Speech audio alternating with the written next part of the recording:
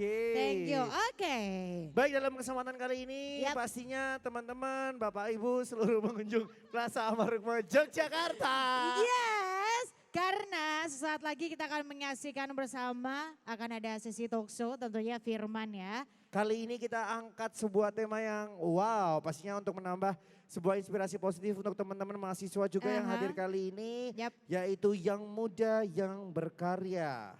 Dalam kesempatan kali ini tentu kita akan bersama narasumber-narasumber yang begitu luar biasa dan tak kalah spektakuler moderator kita. Iya, tentunya akan ada moderator yang sangat luar biasa. Yaitu akan ada Kak Indria Sastrotomo. Beliau adalah merupakan profesional MC, trainer, TV presenter, dan news anchor, Indosiar, SCTV. Kiprahnya di dunia ilmu komunikasi sudah tidak diragukan lagi. Yes, dan tentunya juga cantik idola saya. Kalau gitu teman-teman langsung aja kita undang dan kita sambut moderator kita. Ini dia Indria Sastrotomo.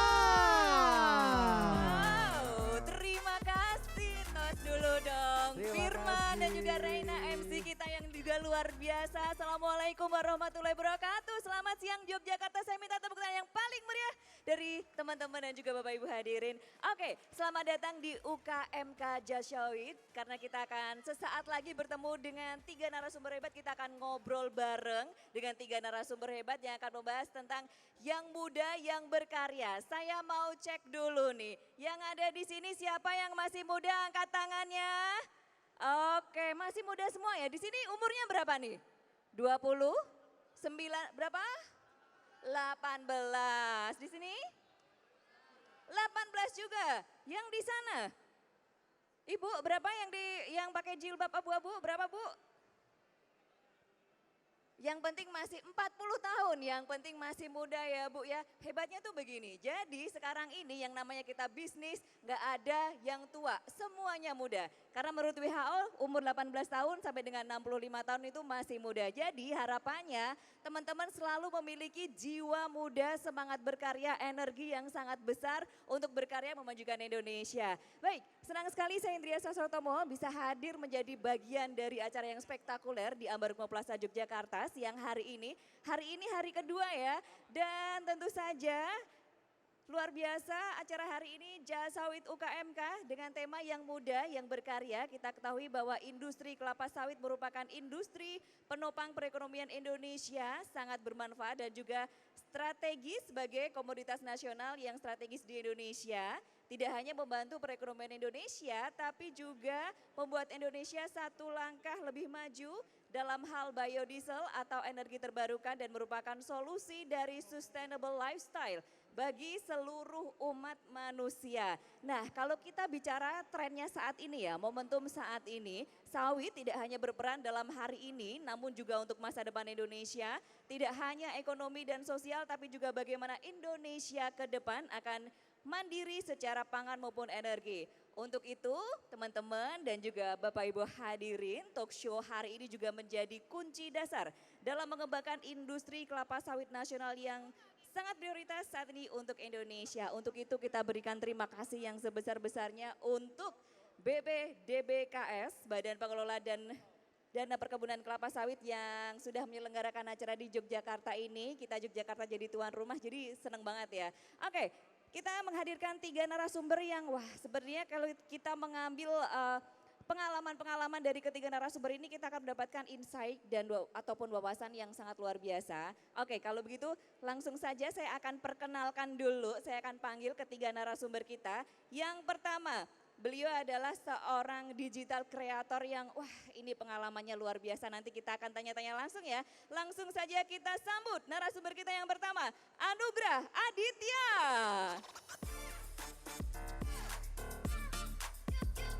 Mas Adit, selamat datang di Jogja. Silahkan Mas duduk di sebelah sini ya. Oke. Setelah Mas Adit, pokoknya ini narasumber kita hebat semuanya ya. Yang kedua, seorang kreator dan juga filmmaker, Ahmad Dafau Rafi. Thank you for coming, silahkan Mas Dava duduk di tengah. Last but not least, narasumber kita ketiga, alumni BPDBKS tahun 2016, Ahmad Gun. Selamat datang di talk show ini. Silahkan untuk dapat duduk. Ya, boleh dong kita berikan tepuk tangan untuk ketiga narasumber kita. Wah, ini tuh merupakan kesempatan yang begitu istimewa ya. Kita bisa duduk bareng, ngobrol bareng dengan ketiga narasumber hebat ini. Karena kalau kita berbicara dengan atau ngobrol bareng, duduk bareng dengan narasumber ini, pasti kita akan mendapatkan insight atau wawasan. Karena kalau misalnya kita menjalankan bisnis, kita mau menjadi digital creator itu tidak seperti teori 1+1 sama dengan 2, dinamikanya pasti banyak banget ya. Untuk itu kita akan minta sharing session ya, pengalaman-pengalaman yang sudah dijalani dari awal meniti karir sampai dengan sekarang ini perjuangannya seperti apa, sudah makan asam garam seperti apa, dan kita langsung menuju ke narasumber kita yang pertama. Saya akan persilahkan kepada Mas Anugrah Didia untuk menyampaikan pemaparan terlebih dahulu. Mas Adit silakan. Oke, selamat siang semuanya teman-teman, apa kabar? Saya udah sebenarnya nggak lama sih terakhir ke Jogja, mungkin udah bulan lalu gitu ya. Sangat menyenangkan bisa ada di sini. Sebelumnya makasih buat BPD PKS udah mengundang saya ke sini untuk sharing. Semoga bermanfaat buat teman-teman semua. Jadi kenalan dulu kali ya, gitu. Tak kenal maka tak sayang. Asik, Ya iya, itu ya, iya. harus kenalan dulu. Mungkin santai aja ya, ini gue lo aja gitu, nggak apa-apa, boleh kan ya? Boleh ya. Ada yang manggut-manggut berarti aman, siap, oke. Jadi gue lebih banyak dikenal dengan nama sosial media gue Aditya-logy gitu. Ini juga yang bikin, bukan gue yang bikin temen. Karena nama Anugrah Aditya tuh kayak bapak-bapak sekali, terus saya bilang kayak udah nama lo Aditya-logy aja. Itu artinya apa? Nggak tahu tapi gampang kan? Oke, baiklah. Oke, boleh nextnya Mas. Ceset. Nah, gue ini siapa? Jadi gue adalah gue content creator yang nekat nyebur pada tahun 2016 full time jadi content creator yang ngebahas tentang sneakers gitu. Sneakers. Biasanya orang ketemu gue ngeliatnya ke bawah, dia pakai sepatunya apa. Gitu. Gue konten creator yang ngebahas soal sneakers, kemudian dari 2016 sampai sekarang masih aktif. Kalau teman-teman mau lihat bisa ke channel YouTube-nya Aditya-logy TV. Jadi nge-review gitu loh, cerita kayak, ini lo beli di mana, sneakersnya rasanya kayak gimana, brand apa yang pas buat lo, kurang lebih kayak gitu kontennya. Terus gue juga punya satu kolaboratif brand namanya Soboyo. Gue senang bikin gitu soalnya Mbak. Iya, jadi sering macam-macam. Senang berkreasi aja, bikin tas kek, nanti bikin sepatu kek. Dan itu gue biasanya ngasih namanya bukan as Aditya-logy tapi Soboyo. Itu boleh di follow juga akun Instagramnya. Ya, itu kolaboratif brand. Jadi kenapa kolaboratif brand? Karena produk sendirinya nggak ada, tapi semuanya produk collab. Gitu. Itu konsep yang mungkin di sini itu sangat baru gitu ya. Cuman kalau di Jepang atau di Amerika itu udah sangat common. Sama satu lagi kebetulan kecebur bikin event sneakers, yaitu Jakarta Sneaker Day atau disingkat jadi JSD namanya gitu. Oh Jakarta Sneaker Day kepanjangan gitu. Terus katanya kalau Jakarta Sneaker Day kalau melipir dikit ya ke Bekasi, kan lo Jakarta ngapain ke Bekasi? Oke kita jadiin JSD aja. Gitu, boleh nextnya. Next slide. Oke ini dia event kita kemarin, boleh next lagi. Oke, kelihatan ya? Kayaknya sambil, biar saya bisa ngintip ini sambil berdiri boleh ya? Oke siap, soalnya agak pegel. Nah ini event kita yang kemarin kita coba pertama kali bikin di luar Jakarta. Jadi waktu event sebelum-sebelumnya namanya aja Jakarta Sneaker Day, kita selalu bikinnya tuh di Jakarta di satu mall namanya Senayan City. Satu hal yang tadinya kita pikir ada nggak ya orang mau beli sepatu yang kadang-kadang di resell harganya mungkin sampai nggak make sense. Artinya gini mas, sepatu tuh kan rata-rata Harganya untuk brand-brand internasional kayak yang di belakang ada Adidas, Nike, dan berbagai macam lainnya, Vans. Rata-rata di bawah 3 jutaan. Cuma ada beberapa yang rare, yang kemudian susah dicari, di resell bisa nyampe 5 jutaan, ada yang harganya gila banget sampai 60 juta pada waktu itu. Yang mau datang siapa ya, ada nggak ya? Cuma kan kalau nggak dibikin kan kayak, ya nanti nggak ketahuan jadi ya. Bikinlah, ternyata tahun pertama kita bikin 2017 tuh rame banget. Ya, 2000 terus sampai 2017, 2018, 19, 20 kita nggak bikin karena pandemi. Supposed to be the biggest event yang pernah kita bikin dalam ranah sneakers. Tapi nggak jadi, ini adalah pertama kali kita bikin skala gede di ICE BSD gitu. Yang ada mungkin teman-teman pernah datang ke Jakarta, dia agak keluar sedikit, 1,5 jam dari Jakarta. Hallnya proper memang agak jauh, cuman ukuran hallnya lebih besar. Sesuatu yang kita coba dengan sangat amat gambling, karena marketnya bukan anak Jaksel lagi katanya gitu. Ternyata alhamdulillah dengan kita ngasih banyak konten mungkin yang relevan, kita bisa melakukannya dengan lancar dan sukses. Boleh nextnya? Oke. Siapa aja yang ada di dalam event kita, yaitu retailers dan international brand. Retailers itu siapa? Ini mungkin teman-teman lihat yang ada di sini nih, ada di Plaza Ambarukmo ini, ya brand-brand sepatu, Vans, Adidas itu ada di event kita. Di sini ada Asics, ada Converse. Kita di sini ngasih konsep yang gimana sih cara ngerelevanin brand sports dengan teman-teman yang datang gitu. Kalau lo datang ke mall ya mungkin udah kayak biasa aja gitu, masuk toko Vans gitu, hey ini sepertinya keren nih ya, Vans old school atau apa, cobain set udah nggak tahu menahu mengenai brandnya seperti apa. Di sini kita coba nyeritain, emang si Converse itu seperti apa sih ideas awalnya gitu, apa sih yang Converse mau sampein di tahun ini, atau apa sih Asics yang mau Asics sampein di tahun ini gitu, nggak tahu nih kelihatan atau enggak. Jadi Converse di sini itu mungkin agak ini ya. Jadi Converse di event kita ngebikin booth yang tidak menjual produknya. Tapi karena Converse itu pengen menjadi lekat sama anak band. Jadi kan Converse zaman dulu kan kalau misalnya lo band gitu kan, anak band lo pakai Converse. Jadi dia bikin studio. Dia bikin studio musik ya. Di mana dia lagi pakai bass boy buat brand ambassadornya. Di sana udah kita bisa main musik, yang musiknya nanti akan direkam sama operatornya, nanti kita dibalikin dalam versi udah diedit jadi dance music kayak gitu, itu di sana gitu.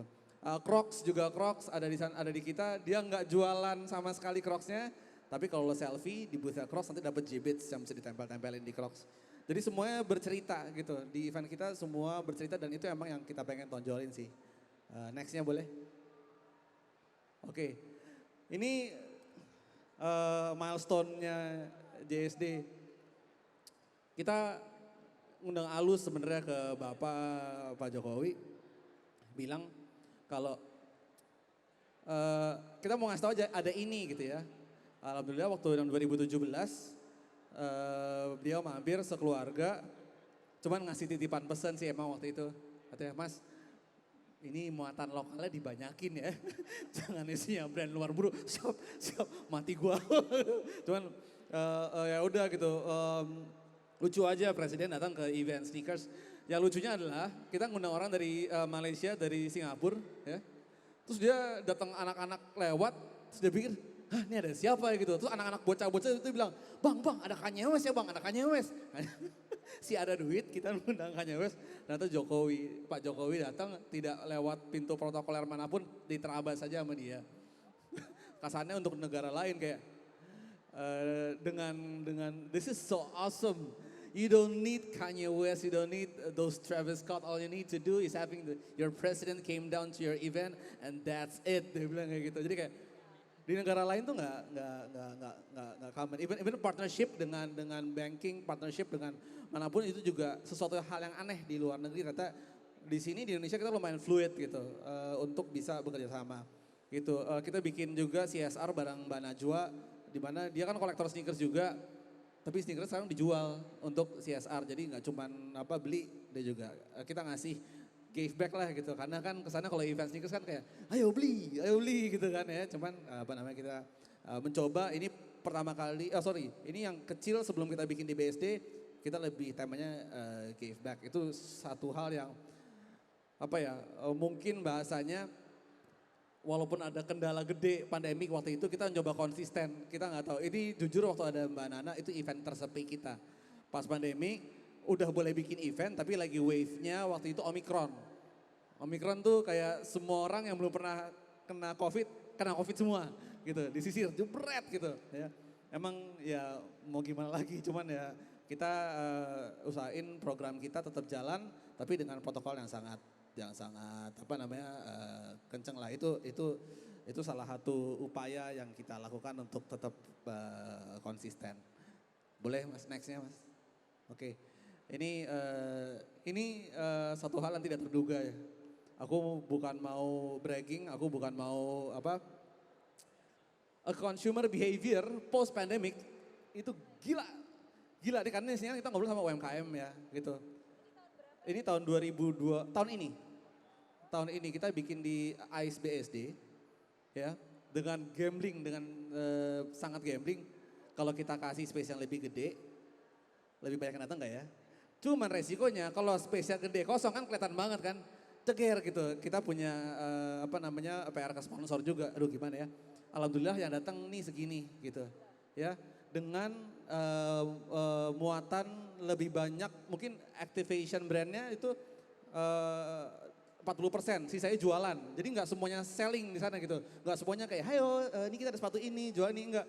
Tapi 40% di sana lebih kayak, lo belinya nggak di sini, lo beli di toko kita. Lo di sini nyobain apa sih brand kita gitu ya.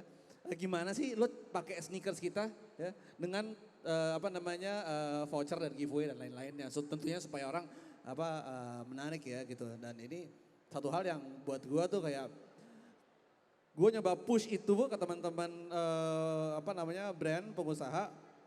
Mereka mengambil resiko itu karena kayak, mas masa gue nggak jualan, kan ikut boothnya mahal gitu kan, kayak gitu ya. Dan kita bikin juga 4 hari gitu. Ya alhamdulillah sih, maksudnya awarenessnya nyampe gitu. Ternyata ada aja tuh emak-emak gitu ya. Mohon maaf bukan saya mendiskreditkan emak-emak ya. Tapi ada aja tuh sesuatu kayak ini New Balance naruh treadmill buat dilariin.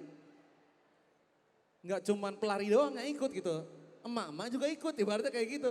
Karena buat kita kalau mama udah ikut itu achievement man, wah the best gitu. Jadi kayak oke, ini it works gitu ya, dan inilah yang terjadi gitu. Nextnya, boleh. Nah terus ada nggak sih cara pastinya menuju apa yang disebut sebagai sukses? Karena sukses tuh menurut gua bias sekali. KPI target untuk sukses tuh macam-macam. Nggak mesti capital, nggak mesti duit sih gitu. Tapi achieve ke apa yang pengen disampaikan tuh juga merupakan sukses gitu. Lanjut, Mas. Next. Tadi harus konsisten, harus relevan. Menurut kami di Jakarta Sneaker Day, resiko yang kami ambil pada waktu itu untuk jalan terus di saat Omicron wave, di saat harus, karena gini, punya angka numbers, visitor rendah untuk sebuah event, untuk sebuah acara, itu di present ke klien tuh gak enak banget kayak, kan kita nyari sponsor kan gitu kan, ayo biayai eventku gitu, yang datang kamu berapa? Haha, tahun 2022 yang datang seperempatnya gitu. Mati gak lo? Oh gitu. Gitu kan, jadi kayak oke, nyali juga lah ya ngasih ke gua proposal gitu ya. Tapi mau ngapain selanjutnya itu. Nah itu disambung ke nomor 2, oke kita mau bikin sesuatu yang lebih relevan ke teman-teman yang ada pengen datang ke event di tahun 2023 ini. Ngapain aja gitu ya, kayak tadi mungkin yang udah gua ceritain sebelumnya gitu. Ini tahun yang berat buat kita semua, buat yang berusaha, buat yang pengusaha ya. Tapi harusnya sih kalau dengan hajar aja gitu ya. Memang berdarah-darah, kami juga berdarah-darah, aur-auran gitu di dalam kita bilangnya, tapi coba gas dan ya alhamdulillahnya sih masih bertahan gitu. Lanjut. Ya itu relevansi itu ngapain, kita harus relevansi itu nyambung gitu antara si brand sama si consumer, visionnya disamain. Oh behaviornya udah nggak nonton YouTube lagi, misalnya less YouTube, more TikTok, lebih seneng experience. Sekarang anak-anak muda lebih seneng menghabiskan duitnya untuk say misalnya cari experience, trip keluar negeri daripada investment di properti misalnya. Walaupun sedikit terdengar menyedihkan, tapi that's the fact. Dan itu kadang-kadang mesti kita cater juga sebagai kami penyelenggara event dan teman-teman brand gitu. Actionnya disamain. Ya kayak tadi, apa sih yang mereka cari, experience seperti apa yang mereka cari, gimana kita bisa ngebahasain brand kita gitu ya. Kalau punya clothing, kenapa nggak misalnya bikin di boothnya itu experience nyablon. Kayak gitu kan, dengan berbagai grafik yang bisa mereka pilih. Terus ngerasain gimana sih lo bikin clothing wear, siapa tuh bisa menginspirasi teman-teman lain untuk bikin clothing juga misalnya kayak gitu. Itu yang coba kita tawarin dengan menyamakan aksi. Dan itu leads to sustainability. Biasanya kalau punya hubungan yang erat sama si brand ini punya hubungan yang erat sama konsumennya, dia lebih panjang umurnya gitu. Lo berasa deh pasti kalau lo nyambung sama satu brand atau sama apapun itu ya, gitu ya. Misalnya ada satu warung langganan di depan komplek, yang satu bapak-bapak yang jualan lebih sering ngobrol, lebih sering nongkrong, punya satu olahraga kesukaan yang sama lo, pasti lo akan ujung-ujungnya lebih sering spending di warungnya si bapak itu daripada si bapak lain yang mungkin jualannya cuman kayak, bang ada kopi nggak? Ada. Kopi yang ini ada? Nggak ada. Kan kesel gitu kan ya. Ya nggak asik men gitu kan. Lebih seneng yang sesuatu yang bisa relevan. Dan akhirnya lo lebih senang menghabiskan waktu, at least menghabiskan waktu bersama yang lebih relevan. Lanjut. Nah ini kan nyambung dikit ke kelapa sawit. One of the biggest commodities di Indonesia menurut gua ya. Dan everyone yang di apa ya gue bilangnya di ranah investor sekarang banyak mulai invest ke sini. Menurut aku sih ya, nggak ada salahnya kalau misalnya teman-teman UMKM tuh walaupun agak sedikit nyebrang ya, usaha di UMKM dengan usaha di fashion retail, tapi the spirit menurut gue mungkin bisa sedikit banyak ditiru tuh ya. Lanjut boleh mas? Oke, gitu. Ini yang dibikin sama BPDPKS sebenarnya udah keren banget. Ada fasilitas dan fasilitatornya yang ngasih kesempatan seperti ini. Ya supportnya sih menurut gue oke banget. Cuma kalau gue boleh ngayal dikit ya, misalnya gue punya booth di sini, mungkin gue akan gue akan bikin lounge. Gue akan bikin tempat duduk ya. Ngasih scent yang wangi, ngasih kopi, tapi nggak straight direct jualan. Lebih kayak gimana caranya lo bisa diem aja dulu di sini ya, with the hint of si brandnya. Mungkin seperti itu, rather kayak oke, cara yang konvensional, mungkin ya, tapi itu ide sedikit aja. Lanjut. Karena itu tadi orang Indonesia tuh support banget sama brand lokal, jenama atau artinya brand, dan lo once udah grab market di Indonesia, orang Singapura, orang Thailand, orang US, Southeast Asia, Bangkok, Filipina, Singapura, Thailand, Vietnam, paling punya loyalties terhadap lokal brandnya Indonesia. Itu riset yang sudah kami lakukan, soalnya datanya nggak aku taruh di sini, cuman itu riset yang kami lakukan di JSD karena kita punya satu ibaratnya serikat event di Southeast Asia, kita bikin itu namanya Asia Street Movement. Jadi kayak semua orang tuh iri menjadi brand di Indonesia, sebetulnya tuh kayak gitu. Lanjut. Oke.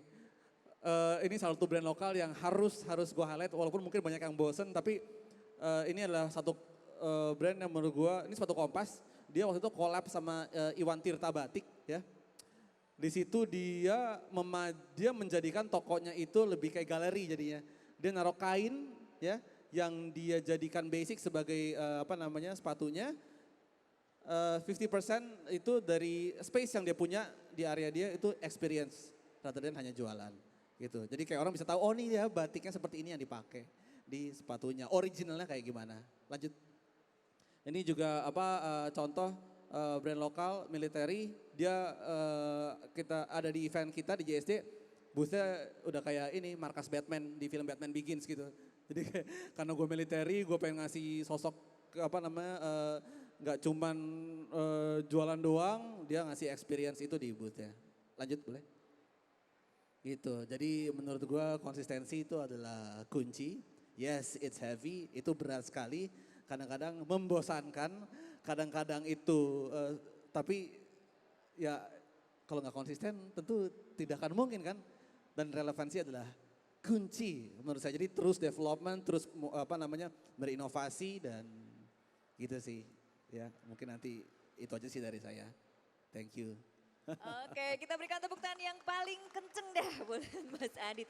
Gokil banget Mas Adit. JSD dalam waktu berapa hari 96.000 pengunjung. Gokil tuh Mas. 96.000 tuh bukan angka yang sedikit loh. Bisa mendatangkan 1.000, ayo deh keren Kita banget. ngelihat dari apa waiting room. Jadi kita ada control room lah ibaratnya gitu ya.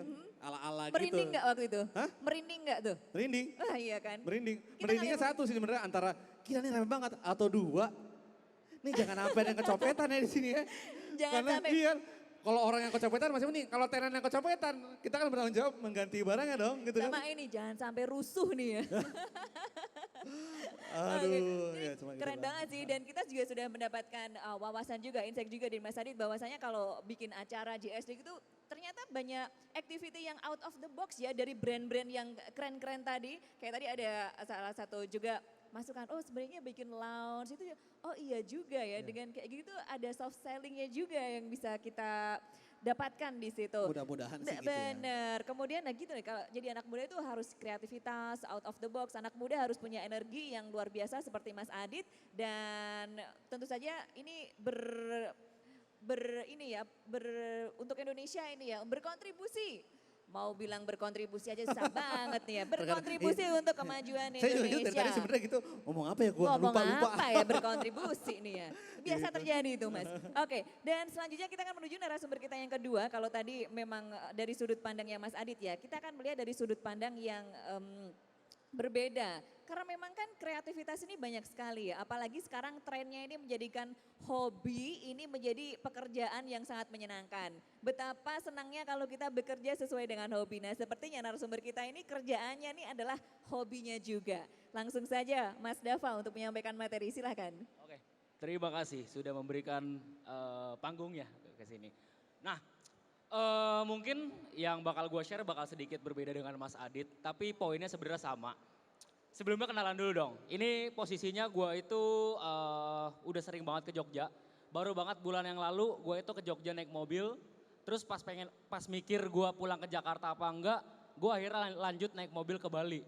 Jadi dari Jakarta, Jogja, Bali. Itu seru banget sih.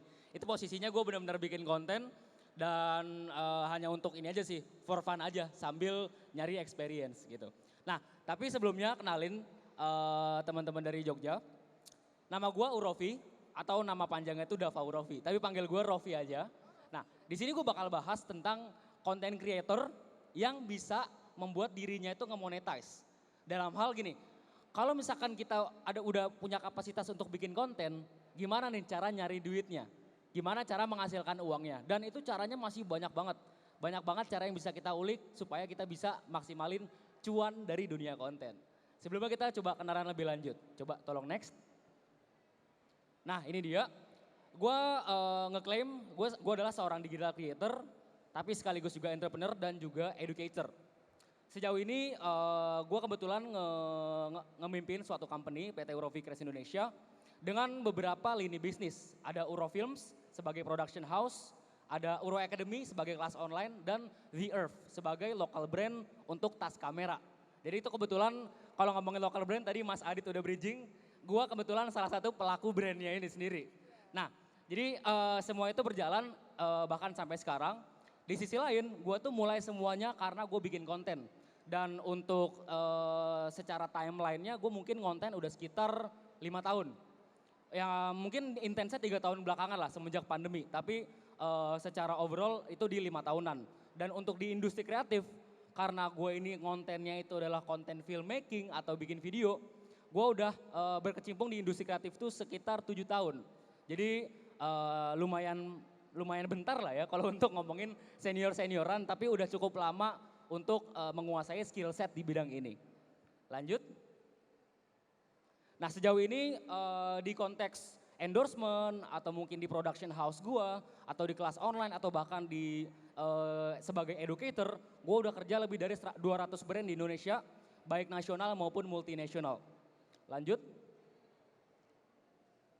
Nah, kita mulai dari konten gua dulu aja ya, dimana ini menjadi starting point gua bisa memonetize itu semua.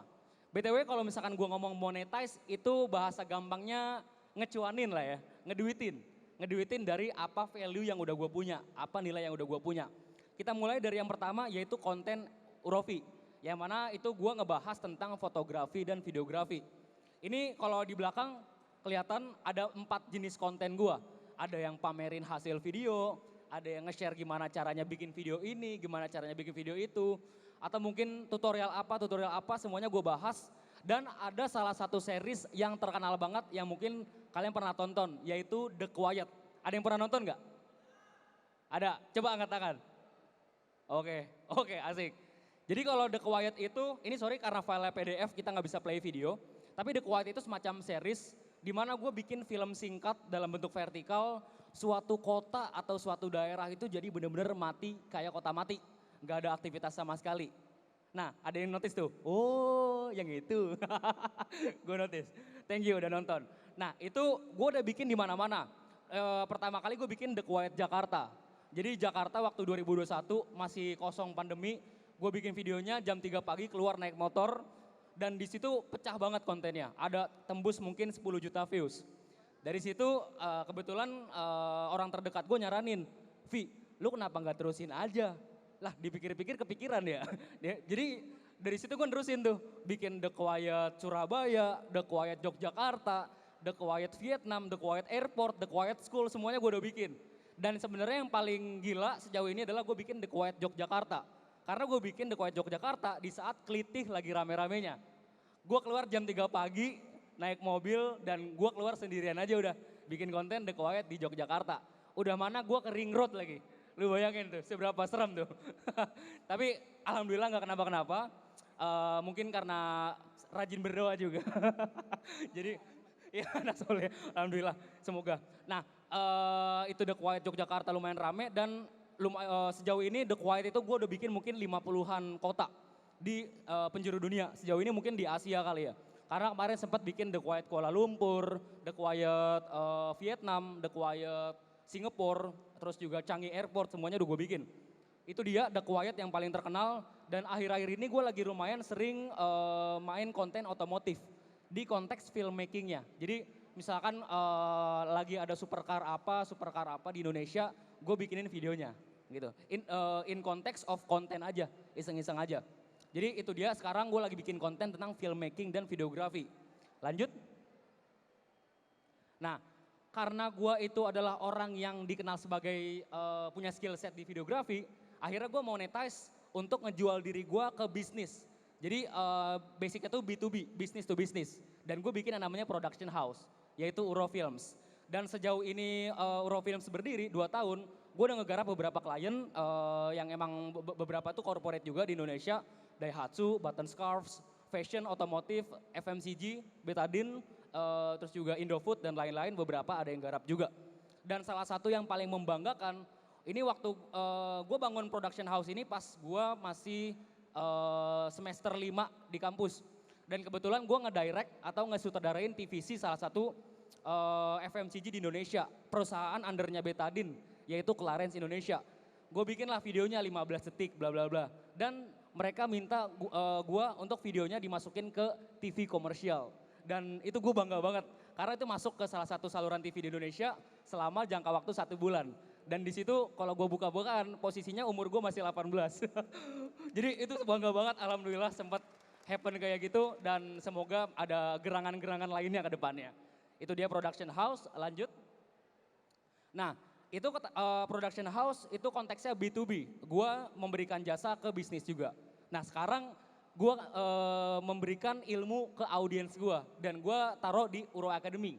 Dimana gue ini basicnya bikin kelas online, bukan gimana caranya ngedit, bukan gimana caranya bikin video bagus, tapi gimana caranya lu udah punya skill di videografi atau fotografi baik pakai smartphone maupun pakai kamera proper, lu bisa ngejual itu ke brand. Gimana cara jualannya? Gimana cara dapetin klien, gimana caranya jemput bola, gimana caranya nge-approach agency, gimana caranya deal-dealan, terus juga sisi gelapnya bisnis B2B dan lain-lain semua gue bahas di Uro Academy. Jadi sejauh ini udah ada 800 teman-teman di sini, itu semua udah banyak banget success story.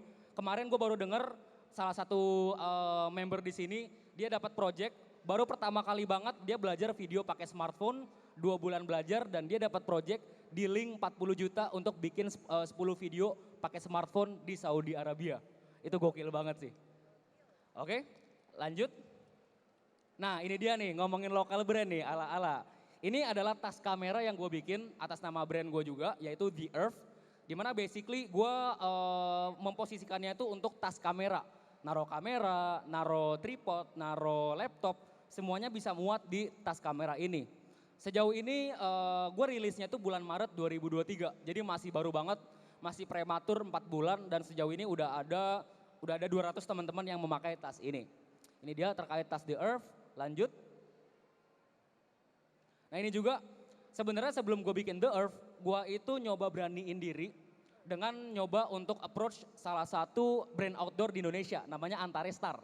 Nah, gue nyoba, bro, kita coba kolaborasi yuk, lu jualan nama gue butuh skill set kalian sebagai perusahaan outdoor untuk bikin tas kamera. Dan ini tas kamera pertama gue.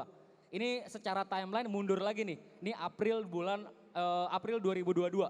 Jadi kurang lebih sekitar 1 tahunan lah, udah satu tahunan lebih. Dan yang bikin gue seneng adalah sejauh ini udah 2000 tas terjual selama jangka waktu lama itu. Lanjut. Ini juga, ini sebenarnya jatuhnya iseng-iseng. Tahun 2020 pas gue awal-awal ngonten, itu banyak yang bilang, bang bikin preset dong, bikin digital product dong dan lain-lain. Akhirnya gue bikin dalam bentuk U-Preset. Dan ini bisa dibilang jatuhnya produk pertama gue yang gue jualin ke audiens gue. Preset warna, preset suara untuk editing video ya konteksnya. Dan ini sampai sekarang masih berjalan dan masih bisa kalau misalnya kalian pengen sikat juga sebenarnya bisa-bisa aja. Tapi dilihat-lihat dulu aja, jangan asal sikat biar cocok dengan kebutuhan kalian. Lanjut. Nah ini juga di sini ada yang pernah nonton TikTok Replay gak? Ada ya, pernah ya. Nah sebenarnya kalau ngomongin TikTok Replay, kalau yang nggak tahu, mungkin kalian lebih tahu yang namanya YouTube Rewind. Nah YouTube Rewind, gue tiru konsepnya menjadi sebuah video TikTok durasi 5 menit dalam bentuk vertikal. Jadi gue bikin film vertikal durasi 5 menit dan ini ngumpulin 100 kreator TikTok yang kebetulan tahun 2021 itu berkontribusi terhadap tren yang lagi happen di zamannya. Ini jujur proyeknya semuanya self funding, gue gak minta sponsor apa-apa. Gue sama Ibnu Wardani sama Dims the Meat Guy yang sekarang kontennya tuh lagi sering bagi-bagi duit tuh. Itu gue patungan. Gue inget banget kalau misalnya gue buka-bukaan itu patungan satu orang 100 juta bertiga. ini gila banget sih. Hanya untuk bikin video kayak gini. Gak dibayar sama sekali dan semuanya pure untuk passion project aja. Ini seru banget sih 2021. Cuman 2022 gue kebetulan gak ngelanjutin karena ada beberapa hal yang dilakuin. Lanjut. Nah ini juga nih yang udah kalian tonton mungkin yaitu The Quiet. Sejauh ini udah bikin 50 lebih The Quiet di Medan, di Jakarta, di luar negeri juga beberapa. Dan ini seru banget sih, selalu dapat traction yang lumayan oke. Karena audiens itu suka nonton ini karena bikin emosi tertentu. Misalkan bikin kerasa kayak horor atau bahkan tenang. Karena tergantung persepsi orang-orang juga, lagi-lagi prinsip film. Gimana caranya sebuah seni itu dipersepsikan oleh orang-orang. Dan sangat wajar sebuah seni dipersepsikan sebagai macam-macam, nggak ke satu arah doang. Dan The Quiet ini salah satu karya yang memang sampai saat ini gue jalanin. Karena gue sendiri pun senang juga jalaninnya. Lanjut. Cek. Nah, kalau misalkan gue tarik ke belakang, gue tuh belajar semuanya dari kelas 6 SD.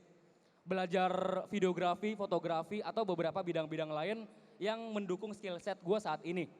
Jadi semuanya ngulik dari zaman dulu banget, di saat waktu dulu inget banget ke warnet tuh gue tuh. Ke warnet terus nonton tutorial, nonton Sam Colder, nonton apa, gimana caranya ini, gimana caranya itu, dan gue terapin gitu.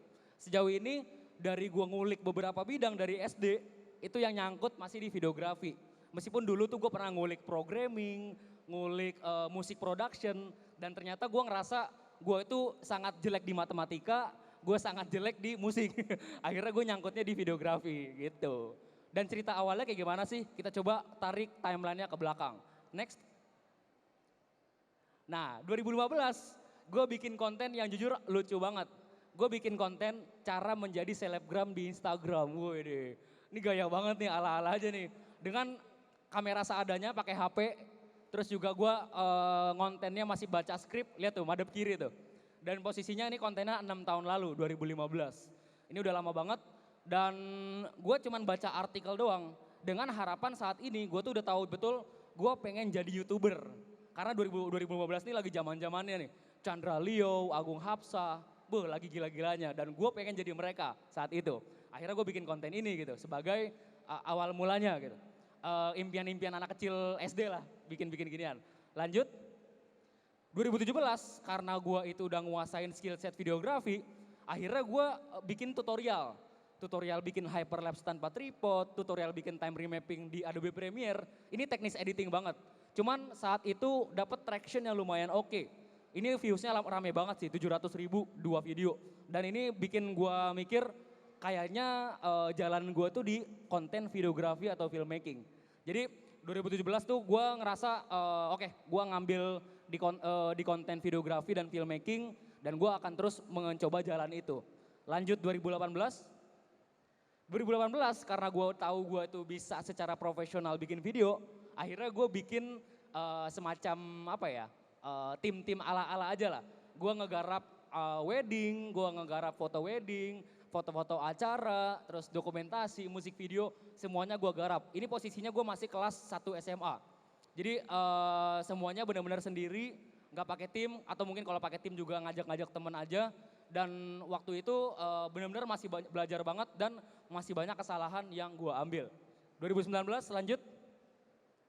2019 lucunya gue itu istirahat total. Kenapa? Karena mungkin kalau kalian throwback ke zaman SMA ada yang namanya SNMPTN, jalur undangan. Nah gue pengen fokusin tuh, si paling ambis pokoknya. Gue belajar banyak, ningkatin nilai biar bisa masuk perguruan tinggi negeri tanpa harus ujian lagi. Alhamdulillah dapet dan posisinya semuanya dapet, tapi minusnya adalah setelah gue hilang total dari sosial media, YouTube gue mati, Instagram gue mati, dan gue nggak tahu harus ngonten apa lagi. Akhirnya next lanjut 2020 gue ngelihat ada platform yang lagi rame-ramenya, TikTok. Dan gue nyoba iseng posting pertama kali. Dan itu postingannya cuma video simple yang pamerin karya video gue. Posisinya video pertama tuh langsung 1 juta views. Dan di sini gue langsung mikir, oke, ini turning point dari gue 3 tahun tuh ngilang. Kayaknya gue harus coba komit ngelakuin yang gak orang lakuin. Dalam hal itu gue posting 1 hari sekali. Itu benar-benar mampus-mampusan.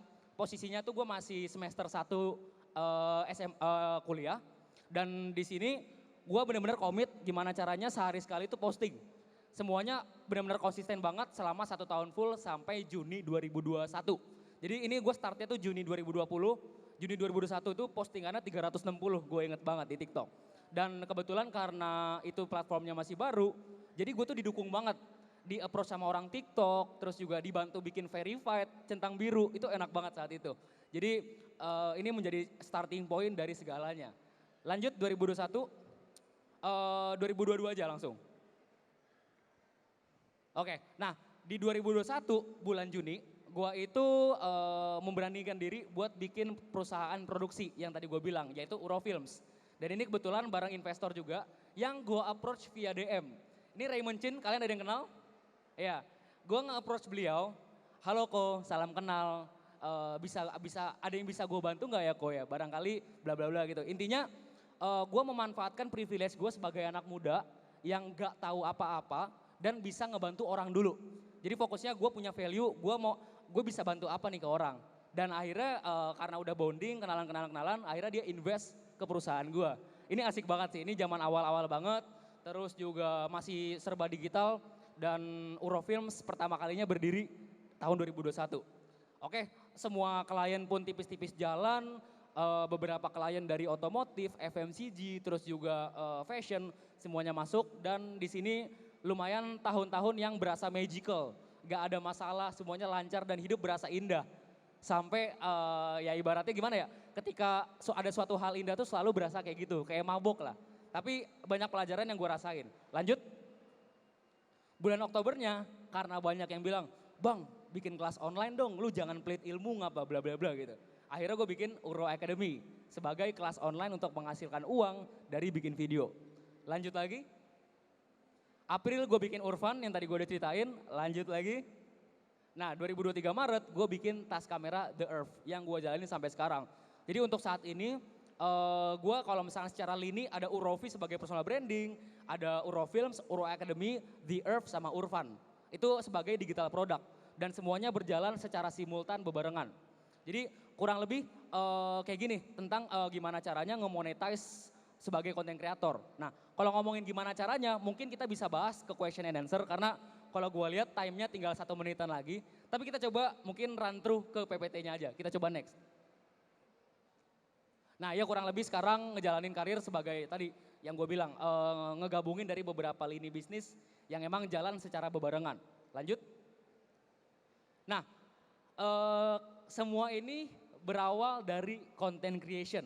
Dan sebenarnya apa sih awal mulanya gitu? Titik awalnya tuh kayak gimana sih? Coba kita masuk. Gue sangat percaya sebuah aktivitas pecah telur atau yang mungkin orang bilang sukses itu dari 2 hal ini, bekal dan kesempatan. Jadi ada 2 hal yang satunya itu bisa lu kontrol, satunya nggak bisa lu kontrol. Nah gimana caranya lu fokus ke yang bisa lu kontrol? Dalam hal ini bekal, skill dan doa. Lu bekalin dengan diri lu skill macem-macem. Skill maybe di fotografi, skill videografi, skill public speaking, skill copywriting, menulis dan lain-lain. Dan ketika ada kesempatannya, lu langsung bisa tuh ngambil kesempatan itu dan lu bisa all out di suatu kesempatan tertentu. Jadi itu asik banget kalau misalkan lu udah nyiapin bekal tertentu di bidang tertentu. Cuman kalau untuk ini nanti kita bakal question and answer aja ya karena kebetulan waktunya sudah habis. Thank you guys. Boleh dong berikan tepuk tangan untuk Mas Rofi. Wow ini adalah benar-benar definisi anak muda yang gak bisa diem. Berarti sekarang umurnya berapa? Sekarang aku 20 Kak. 20 tahun. Sama kan sama yang teman-teman di sini, mahasiswa di sini 20 tahun. Nah ini berarti kita menyemangati teman-teman juga ya bahwasanya kalau anak muda itu ya gitu deh memikirkan masa depannya dan menangkap opportunity dan juga kalau tadi ada kesempatan memiliki disikat habis. Sebenarnya lebih ke nggak bisa diem aja sih Kak. Iya itu tadi definisi anak muda Simpelnya nggak gitu bisa diem. Banyak sekali yo bisnis turunannya tadi kalau wah ini emang benar-benar definisi anak muda yang nggak bisa diem ya.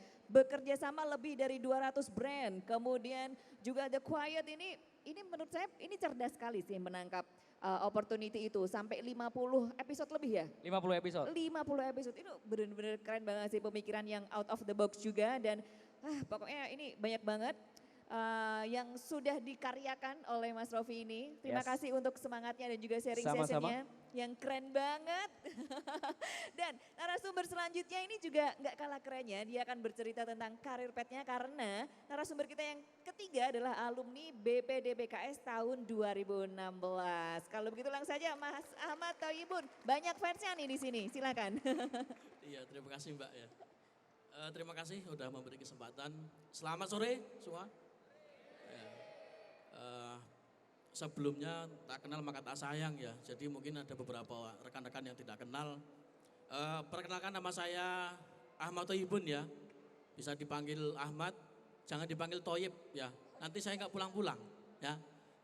Jadi jangan dipanggil Thoyib, nanti saya nggak pulang-pulang. Saya lahir di Wonosobo 6 Maret 1996. Berarti umur saya 27 sekarang ya. Udah tua berarti ya. Tapi jangan pantang menyerah ya. Saya sekarang di Kalimantan Tengah, tepatnya di Sampit. Sekarang saya bekerja di PT Uniprimakom.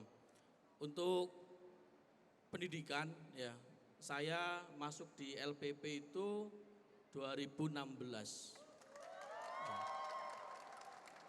Dan itu pertama kali, kalau nggak salah itu pertama kali adalah pemberian beasiswa BPDKS Kelapa Sawit.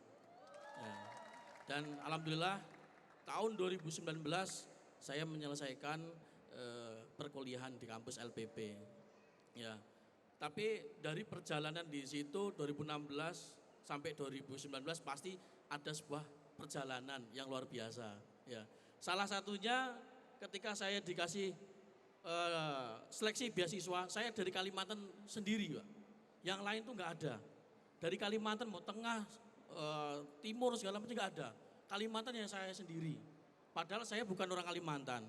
Ya, perjaka bilang orang ya, putra Jawa sekarang di Kalimantan. Ya, gitu ya. Biasa gitu. Kalau Sumatera biasanya Pujakusuma gitu ya. Ya, jadi itu. Tapi alhamdulillahnya dari beasiswa itu jujur saya sangat merasa bangga yang pertama, yang kedua saya merasa senang bisa salah satunya adalah kenal berbagai macam karakter rekan-rekan. Ya. Saya dari Jawa merantau, orang tua merantau ke Kalimantan otomatis sudah beda budaya. Yang kedua orang dari Sumatera, Batak ini identik dengan keras ya. Kalau Jawa itu kan monggo-monggo gitu ya. Ketemu teman-teman dari Batak, wah ini gimana ini kan, kaget saya.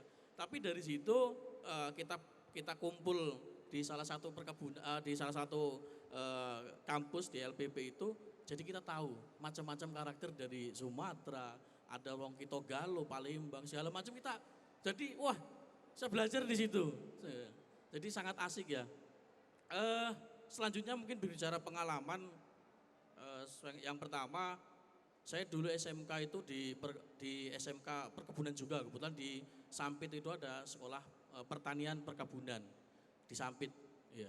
Sekarang sudah ganti nama jadi SMK 4. Saya ada pengalaman yang pertama itu mungkin magang ya. Karena saya fashionnya lebih ke perkebunan memang dari dulu. Basic saya suka dengan perkebunan. Jadi saya magang pertama itu di BT Eagle High Plantation ya. Tepatnya juga di Kalimantan.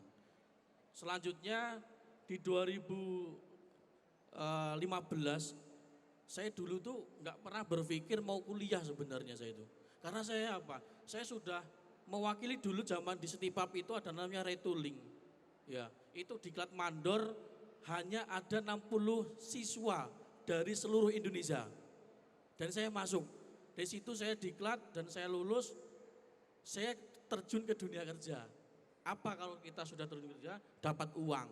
Kalau sudah dapat uang pasti apa rekan-rekan? Males, betul enggak? Apalagi dapat uang banyak ini, merah-merah kan. Dulu kita minta, ini kok dapat uang merah-merah, enggak kepikiran. Tapi saya termotivasi jujur, saya sih suka nonton TV dulu ya. Nonton FTV rekan-rekan ya. Kuliah itu sangat enak rekan-rekan ya. Kalau nonton TV dulu ya, kuliah wah pakai kaos ya kan. Wah bisa jalan-jalan ke sana kemari ya kan. Wah pokoknya fashionnya tuh enak banget kuliah ternyata ya. Nggak pernah kepikiran. Terus ada kesempatan tes beasiswa BDPK saya ikut, alhamdulillah lulus di 2016 itu. Ternyata nggak sama di dunia pertivian, nggak sama kan ya. Nggak ada kita wes pakai kaos masuk ke kampus, nggak ada ternyata ya. Kalau LPP itu ya pakai seragam seperti ini ya, ini pakai krim ya.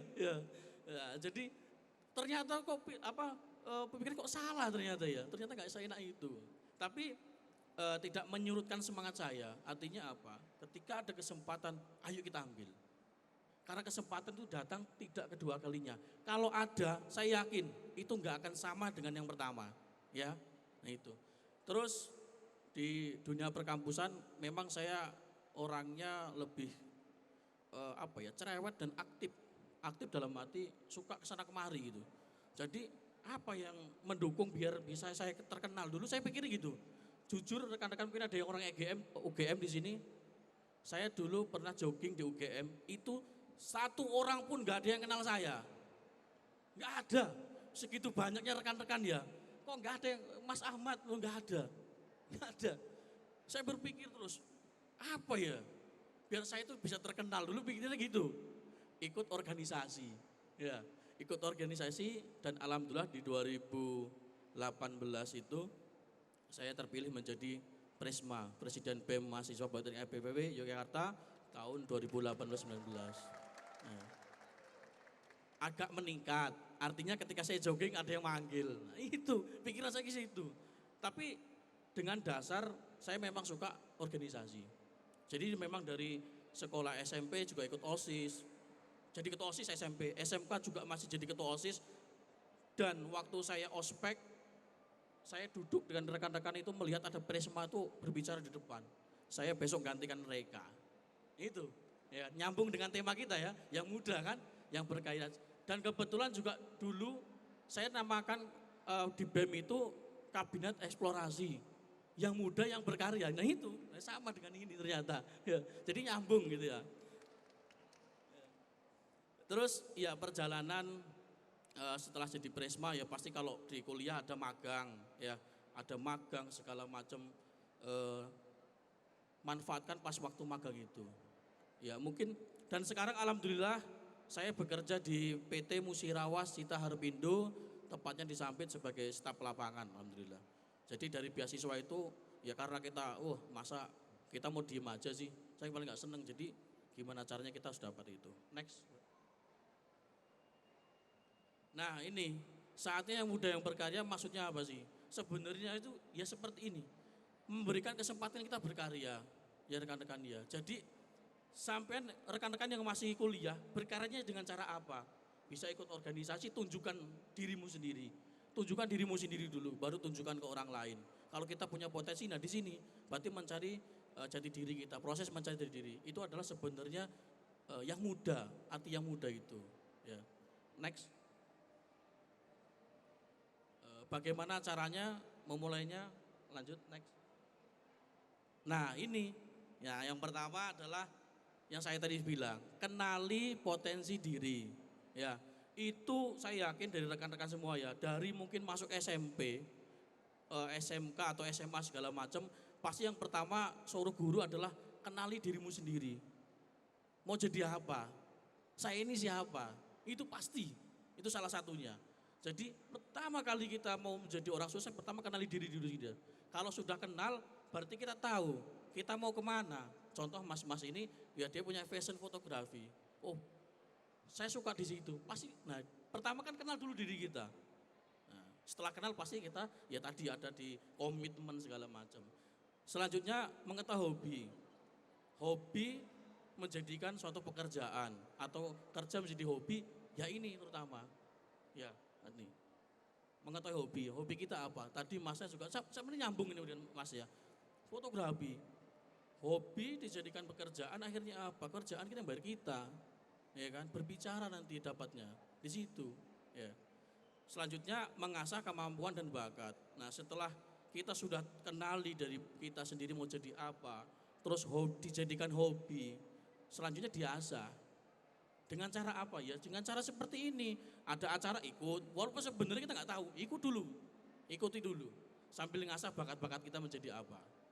Selanjutnya menampilkan sesuatu yang berbeda dan spesial dalam diri kita. Ya, setelah kita dapat 3 poin, ya itu tadi, kita tampilkan hal yang berbeda. Masa kita mau sama sih? Kan gitu. Walaupun masnya sudah seperti ini, pasti akan lebih jauh lagi berpikirannya. Gak mungkin saya sudah stop sampai sini, gak mungkin. Artinya apa? Kita terus tampilkan terus yang berbeda, artinya punya karakter kita. Ya, setiap manusia itu punya karakter, jangan hilangkan itu. Kita tidak akan sama dengan orang lain, tapi pasti kita lebih dari satu, lebih berbeda dengan orang lain. Mungkin cara kita sama, ya, tujuan kita sama, tapi bedakan punya karakter kita sendiri. Ya. Jadi itu, next. Nah ini lanjut ke menurut saya ini ya, 3 prinsip dasar dalam dunia kerja, terutama di perkebunan kelapa sawit. Yang pertama adalah knowledge, pengetahuan. Pertama ketika kita sudah di kampus adalah kita mencari ilmu, berarti pengetahuan kita. Ya, karena di dunia perkebunan atau di dunia perkampusan ada teori dan ada praktek. Kita belajar sinkronkan itu dulu. Kita cari tahu dulu ilmunya itu. Yang suka sawit, ada yang suka sawit juga di sini. Ada. Nah itu, kenali dulu dasar dari sawit itu apa. Biasanya nggak akan jauh, yang pertanyaan pertama adalah biasanya nama Latin. Kalau belum kenal nama Latin sawit, ya berarti sampai nggak tahu itu. Makanya, jadi dari situ kita gali lagi ilmunya, kita cari tahu dengan dosen, dengan rekan-rekan yang sudah bekerja, ada alumni, ya Kita cari tahu itu, apalagi yang sudah di dunia pekerjaan. Nah di sini sebagai kita sudah memberi pengetahuan, ya ini saya nggak alay ya, ini tak tampilkan foto saya ini ya. Jadi memberi pengetahuan atau pelatihan kepada rekan-rekan atau di bawah kita seorang mandor atau seorang pemanen, kita kasih tahu. Biar apa? Biar tujuan kita ya sebagai pemimpin ya tercapai. Sebelum kita mengeksekusi orang, kita dulu kasih tahu dulu. Ini loh seperti ini contohnya ya. Contohnya seperti ini, kita kasih tahu, kasih gambaran, kasih pengetahuan. Jangan sampai mereka hanya sekedar ngikut, jangan. Nanti sampai ditanya nggak tahu apa-apa, salah kita. Ya, jadi kita kasih pelatihan, terus kita juga kasih pengembangan masalah di dunia pekerjaan, kan gitu. Next, ya selanjutnya adalah skill, ya keterampilan. Nah saya yang tadi nyambung dari tadi, kita tuh punya skill keterampilan yang identik dengan karakter diri kita sendiri. Ya, sampean itu punya karakter dan karakter itulah yang harus sampean tadi cari tahu, kembangkan. Nah itu. Ini setelah kita sudah punya keterampilan yang poinnya adalah kita hargai prosesnya. Ini saya contohkan itu, saya kasih penghargaan adalah apa? Mereka punya keterampilan. Jangan sampai keterampilan itu kita matikan. Artinya bawahan kita segala macam punya keterampilan, kita kasih penghargaan. Memang kadang penghargaan itu dengan nominal itu nggak ada apa-apanya, tapi pasti dengan rasa senang dengan kita, enak nantinya. Kalau kita sudah diterjun di perkebunan, ya ada hargai proses. Next, nah yang terakhir 3 poin tadi adalah etika, attitude. Itu mau dimanapun berada sampean nggak lepas dari etika rekan-rekan. Ya, mau pinter segala macam kalau nggak punya ini, nol. Saya jujur. Karena saya sudah ngalami di dunia perkebunan, kita pinter, wah sawit ini seperti itu lah. Kita ketemu pimpinan kono-kono, ya kan diakui, karena dia pasti nggak punya etika. Ya, kalau kita bicara dengan etika atau perilaku, ya pasti satu dijadilah panutan. Ya, jadilah sebuah panutan yang dilihat, yang nantinya akan dijalankan kepada rekan-rekan. Ya, jadi ini contoh-contoh gambar ya. Ya ada sedikit alay sebenarnya ya, pola foto saya kan gitu. Tapi ya dari BPD PKS itu sebenarnya saya menampilkan ini ya hasilnya rekan-rekan ya. Jangan sampai nanti BPD PKS memberi beasiswa hanya sekedar pemberian, tapi kita nggak menjalankan. Sebenarnya ini foto-foto ini memotivasi rekan-rekan terutama di BTP. Yang perempuan jurusan apa Mbak? Ya, kimia. Banyak rekan-rekan kami, rekan-rekan LPP angkatan saya juga dia ada lebih ke laboratorium, ya kan. Nah, jangan melihat oh di kebun itu perempuan nggak digunakan, salah. Banyak rekan-rekan perempuan juga di sana hidup berdampingan dengan perkebunan kelapa sawit. Ya, jadi yang laki-laki tetap saran saya ya mungkin rekan-rekan jangan lihat hanya saya sendiri. Banyak rekan-rekan teman saya dari alumni BPD PKS itu sudah mungkin lebih sukses dibanding saya. Ada teman saya di Sampurna Agro, ada di Inkasi. Kita tersebar rekan-rekan. Makanya yang rekan-rekan BPDP bukan? BPDP kan? Nah ini salah satunya ikatan-ikatan alumni itu jangan sampai diputuskan. Karena apa? Informasi-informasi di dunia perkebunan maupun di luar perkebunan pasti akan di-sharing itu. Rekan-rekan juga butuh kami. Kenapa saya bilang butuh kami? Kalau nanti PKL, ya ada PKL kan? Ada. Pasti nanti bingung nyari tempat. Ya, syukur-syukur udah dikasih tempat. Oh di perkebunan A, perkebunan B kan gitu ya. Yang dulu saya waktu magang kedua itu saya di Riau. Saya pengen lihat orang sana. Ya, jadi saya ke Riau, tepatnya di PTPN 5 Sigaluh. Ada orang Riau kah? Ada, tahu Sigaluh kan? Tahu, ya. Nah itu di Pekanbaru ya, lebih tepatnya Pekanbaru ya. Nah saya di sana, karena prinsip saya gini, saya itu pengen tahu dunia luar. Artinya apa? Oh saya orang Wonosobo yang budayanya adalah kalem ke Kalimantan. Mungkin ada rekan-rekan pikir Kalimantan keras, ya karena dulu ada kejadian yang tidak enak. Terus saya juga ke Riau pengennya biar tahu karakter. Kalau nanti sudah tahu karakter antar pulau kan enak. Oh sebenarnya tuh jangan kita nilai orang itu keras terus jelek, jangan. Karena itu kan karakter ya, kayak orang Medan. Itu karakternya apa? Keras, tapi ya memang seperti itu.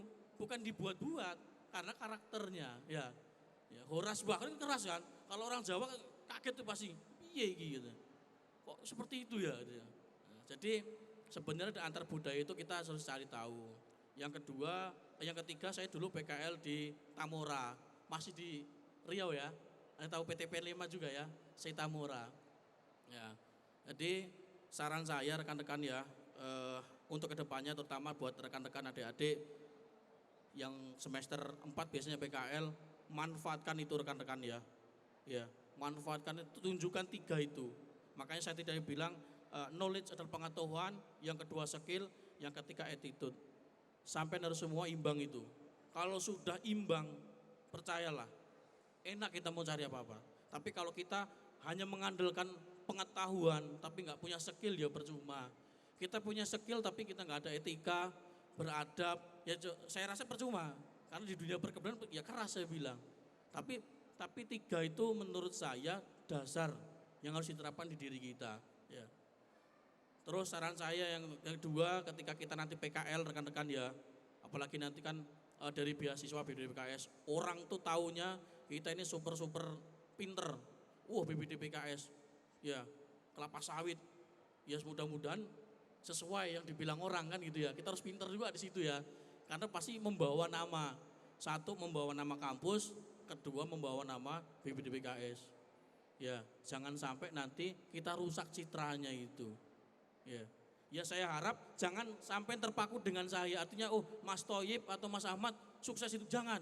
Harus lebih dari saya. Ya, yang di kampus yang belum organisasi harus lebih dari saya. Artinya apa? Mungkin bisa tanya di LPP dulu seperti apa. Harus lebih terus. Kita bisa ngamati orang, orang itu sukses, tapi kita harus jauh lebih sukses. Ada yang jauh lebih sukses, kita lebihnya lagi. Nah seperti Masnya tadi. Nah seperti itu pemikiran-pemikiran itu yang harus sampean terapkan ya. Yang ketiga terakhir mungkin saya kasih saran lagi, cari di situ jati diri kita di apa ya? Kita ini tunjukkan.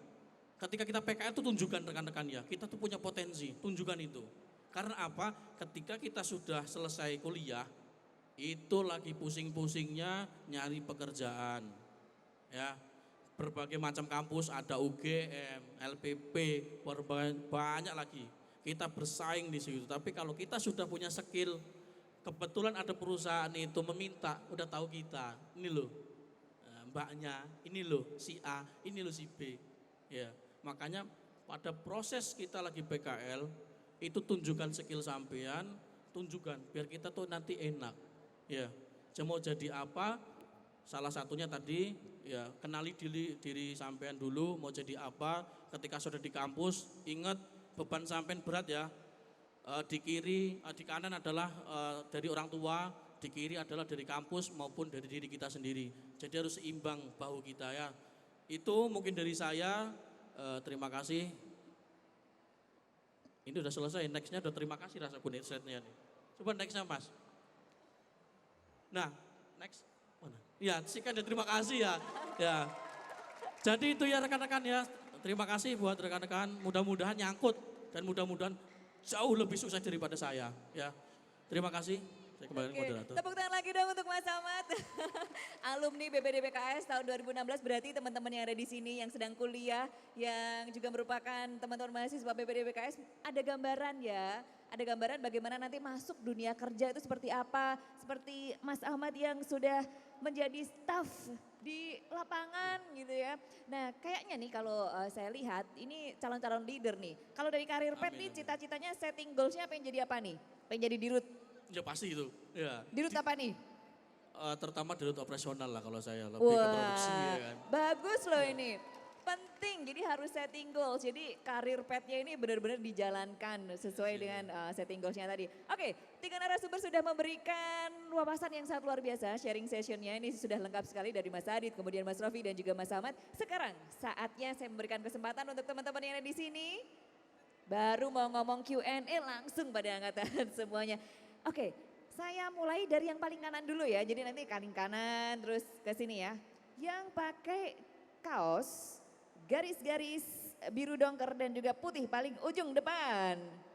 Kenalan dulu ya, berdiri terus kenalan.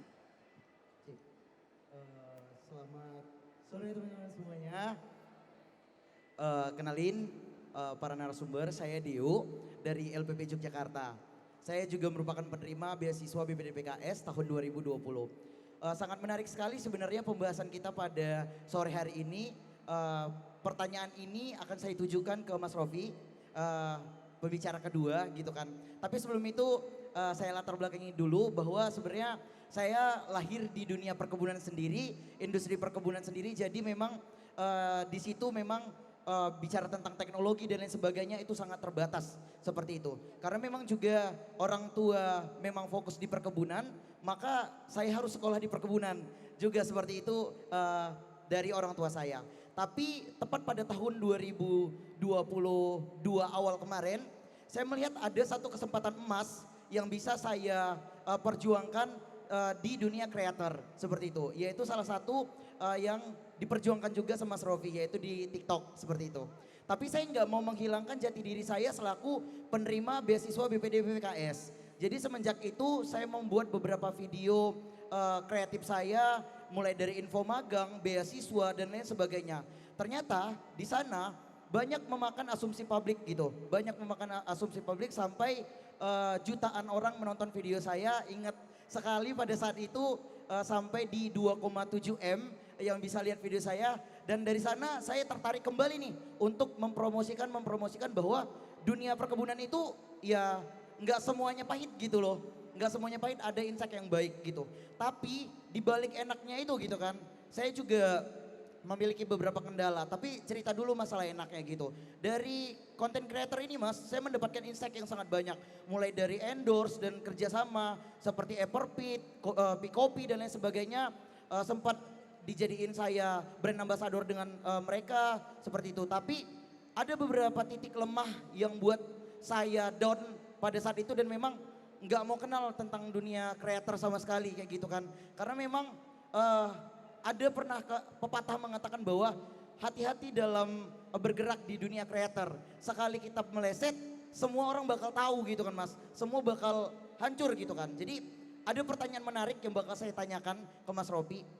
Pertama, ketika kita membahas tentang dunia creator, kita harus tahu dulu nih, sebenarnya target pasar kita itu apa gitu kan. Video pertama Mas Robi, apakah itu sudah memenuhi target pasar yang Mas Robi mau atau belum? Itu yang pertama. Karena pertama kali saya mengupload, iya memang cukup baik insight-nya, tapi menurut saya itu bukan merupakan target pasar saya. Oke. Itu yang pertama. Lanjut. Oke. Yang kedua, apakah dalam melakukan pembuatan konten seperti hari ini, besok dan kemudian hari seperti itu kan, itu menggunakan skrip buatnya berapa lama? Itu yang kedua. Dan yang ketiga, tadi pernah mengatakan bahwa tentang memutuskan di dunia creator dan gimana sih sebenarnya get up kembali untuk ke dunia creator kembali, apakah memiliki insight yang cukup turun dibandingkan sebelumnya atau gimana? 3 pertanyaan dari saya cukup. Oke. Sebentar dulu Tepuk Mas tangan Rofi. dulu buat dia. Mas Rofi, kita satu lagi ya, Oke. satu lagi penanya langsung nanti kita jawab ya. Oke. Ini kayaknya tapi bibit-bibit unggul ya, karena Iya. viewersnya udah banyak. Satu lagi yang di tengah ya. Yang di tengah cowok ya dari LPP lagi nih kayaknya. Cek. Silakan kenalan. Assalamualaikum warahmatullahi wabarakatuh. Waalaikumsalam warahmatullahi wabarakatuh. Perkenalkan nama saya Ahmad Lukmanto. Sama seperti Mas Deo, saya juga dari Politeknik LPP Yogyakarta. Terima kasih sebelumnya. Di sini saya bertanya terkhusus untuk Mas Jurofi. Oke. Saya kenal Mas Jurofi ini dari konten The Quiet sama waktu collab sama Antarestar. Tasnya, oke. Itu luar biasa banget. Tepuk tangan dong buat Mas Jurofi. Thank you banget, thank you banget. Oke. Sangat menginspirasi sekali bahwasanya di masa muda Mas Jurofi udah bisa nge-branding diri Mas Jurofi dengan membangun Euro Academy, kemudian Euro Film dan produk lokalnya The Euf yang tas kamera. Saya selaku anak-anak muda dan teman-teman di sini semua sangat menginspirasi, terinspirasi lah. Pertanyaan saya untuk Mas Jurofi, bagaimana sih Mas kita agar percaya diri dalam dunia konten kreator? Itu yang pertama.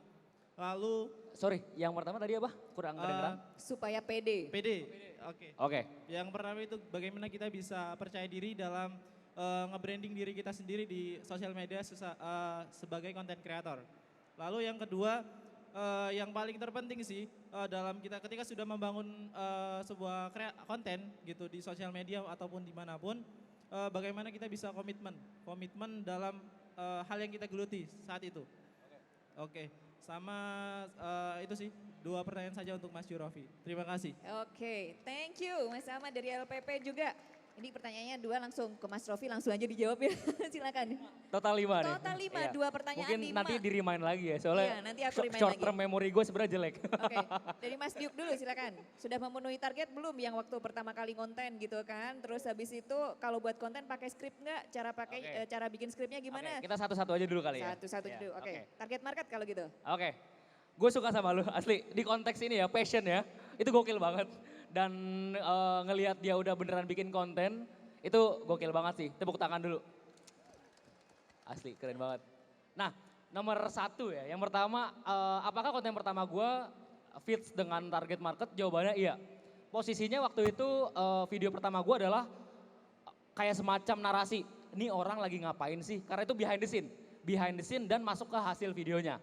Nah, dari hasil video itu, kalau di recap, video itu tuh termasuk tentang filmmaking, which sangat cocok dengan niche gua. Jadi jawabannya yes, sangat cocok. Yang kedua? Cara membuat skrip. Oke. Berapa lama juga waktu membuat skrip? Kalau bikin skrip, gue bisa bikin 5 skrip dalam 10 menit. Basicnya gitu. Di konteks title-nya dulu. Jadi gue tuh kalau misalkan bikin skrip, kita ambil topiknya dulu mau diambil apa. Biasanya ngelihat problem apa yang lagi yang dialamin oleh audiens kita. Jadi baca comment section orang, baca comment section postingan kita, baca DM yang masuk ke kita, itu semuanya kita dengerin dan kita bikin konten based on permasalahan mereka. Nah, dari situ kita bisa breakdown. Let's say kita pengen bikin satu konten dulu. Kita lihat misalkan permasalahannya itu adalah orang pengen belajar kamera, nih di niche gue ya. Orang pengen belajar kamera tapi nggak punya kamera atau nggak punya akses ke orang yang punya kamera. Nah, dari situ otomatis ada permasalahan nih. Oh, berarti ada beberapa orang yang emang mereka itu nggak bisa nyentuh kamera.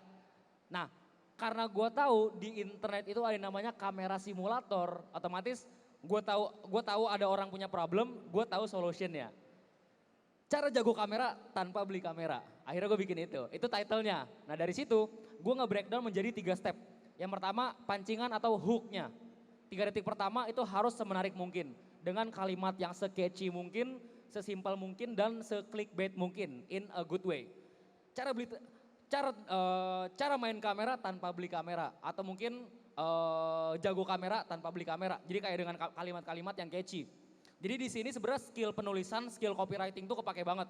Jadi dengan bisa menuliskan suatu kalimat yang emang simple dan catchy dan mungkin itu sangat beneficial banget kalau misalkan lu ke depannya pengen bikin produk. Jadi lu bisa memarketingkan diri lu sendiri.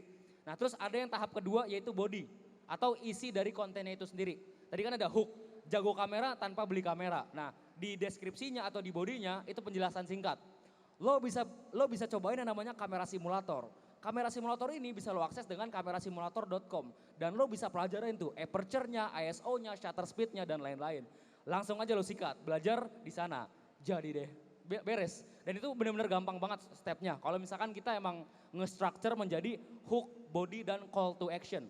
Call to action bisa arjakan kayak follow gue buat konten selanjutnya ya. Kalau lo pengen belajar kayak gini juga follow gue ya. Atau mungkin lo pernah nyobain ini juga gak untuk memancing comment section, komentar. Nah itu dia sih. Itu jawaban yang kedua. Yang ketiga apa Kak? Sorry.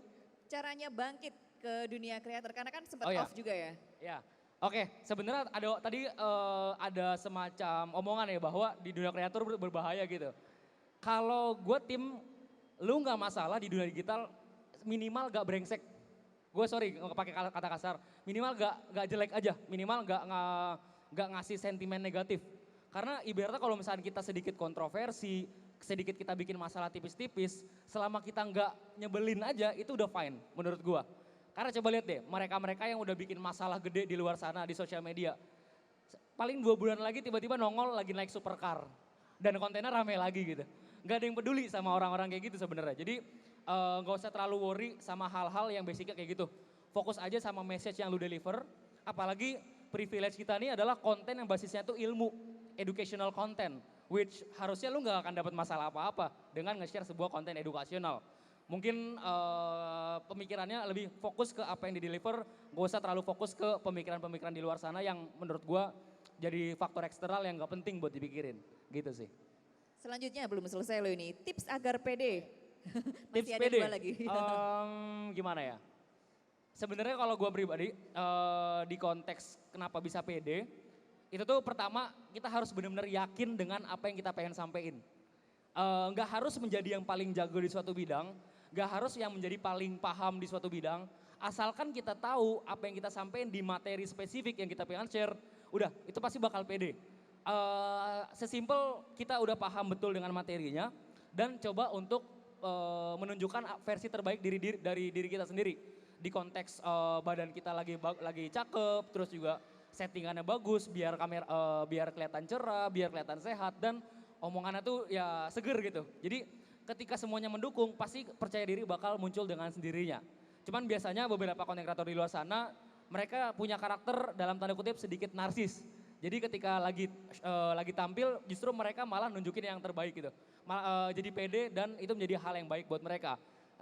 Emang menurut gue narsistik itu selama bisa dikendalikan itu masih hal yang baik untuk dimiliki oleh seorang kreator sih sebenarnya gitu. Masih loh pertanyaannya belum selesai. Bagaimana Ya, caranya ada satu lagi. untuk komit, menjaga semangat untuk komit nih? Oh yang ngejago komitmen ya? Ya, komitmen. Banyak kreator yang gue lihat, mereka itu punya komitmen issue. Di mana ya, ketika misalkan lagi 1 tahun full konten rame, tiba-tiba bertubi-tubi kontennya sepi. Akhirnya aduh ngapain ya gue konten lagi ya? Buat apa ya orang sepi? Jadi punya komitmen issues. Sedangkan kesempatan tuh di depan mata. Tapi kalian itu sebagai kreator nggak mungkin sesempurna itu dalam mengemas suatu konten spesifik, individual konten. Jadi selalu belajarlah karena sekarang itu bukan perang-perangan kita apa ya paling wah atau yang paling gimana-gimana, tapi perang-perangan yang paling jago ngemas konten, yang paling keren cara nyampeinnya, yang paling jago cara penulisannya, itu lagi perang di situ. Jadi siapapun yang bisa ngemas konten sebaik mungkin dialah yang menang. Apalagi sekarang di platform yang video-video singkat, TikTok, Instagram Reels, YouTube Shorts. Mereka yang menang adalah mereka yang jago ngemas kontennya. Meskipun kadang-kadang di luar sana ada yang jago ngemas konten tapi message dari videonya ya udah gitu-gitu doang. Tapi buktinya ya konten dia rame gitu. Jadi lagi-lagi poinnya dapet yaitu kontennya rame. Selama kita jago ngemas konten itu sendiri. Belajar di mana?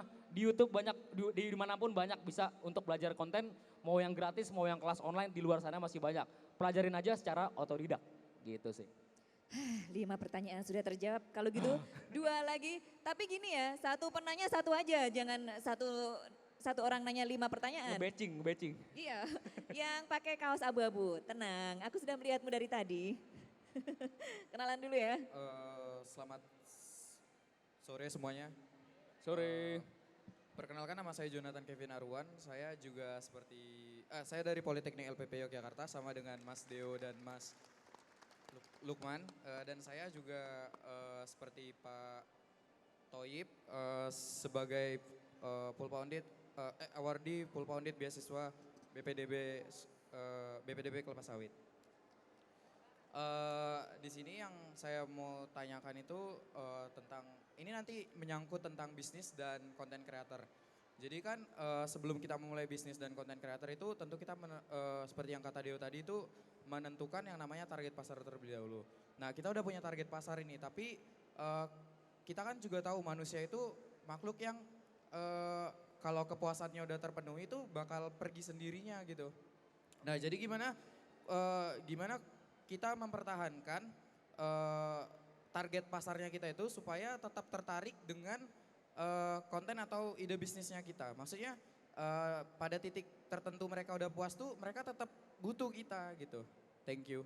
Oke. Thank you. Berarti ke Mas Rofi lagi ya? Dari Mas Rofi bisa dari konten karakternya, mungkin dari Pak Siapa ayo? Ayo. Mas eh, Adit. Pak apa coba? Mas Adit. Pak Sadit itu bisa dari bisnisnya. Oke, tetap ya satu pertanyaan tapi yang jawab dua narasumber gitu.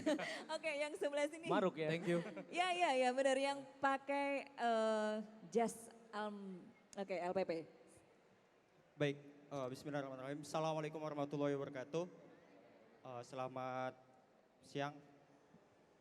Saya izin bertanya karena di sini mengenai tentang sawit gitu ya. Di depan pematerinya sudah 3 gitu. Jangan lupa kenalan Iya. dulu. Mohon maaf sebelumnya, perkenalkan nama saya Muhammad Nur Fadila dari Politeknik LPP Yogyakarta. Kalau bisa kita refleksi dari pemaparan materi tadi sudah lengkap, ada yang di bidang bisnis, ada di konten kreator, dan juga ada yang secara lapangan. Jadi kita harus substansinya harus jelas pertanyaan ini karena memang ini adalah penyelenggaranya Badan Pengelola Dana Perkebunan Kelapa Sawit. Bagaimana hari ini perkebunan atau juga kelapa sawit bisa melalui bisnisnya secara digital gitu. Jadi pertanyaan saya singkat gitu. Bagaimana dan juga saran dan rekomendasi dari ketiga pembicara tadi mengenai satu tentang bisnisnya kelapa sawit.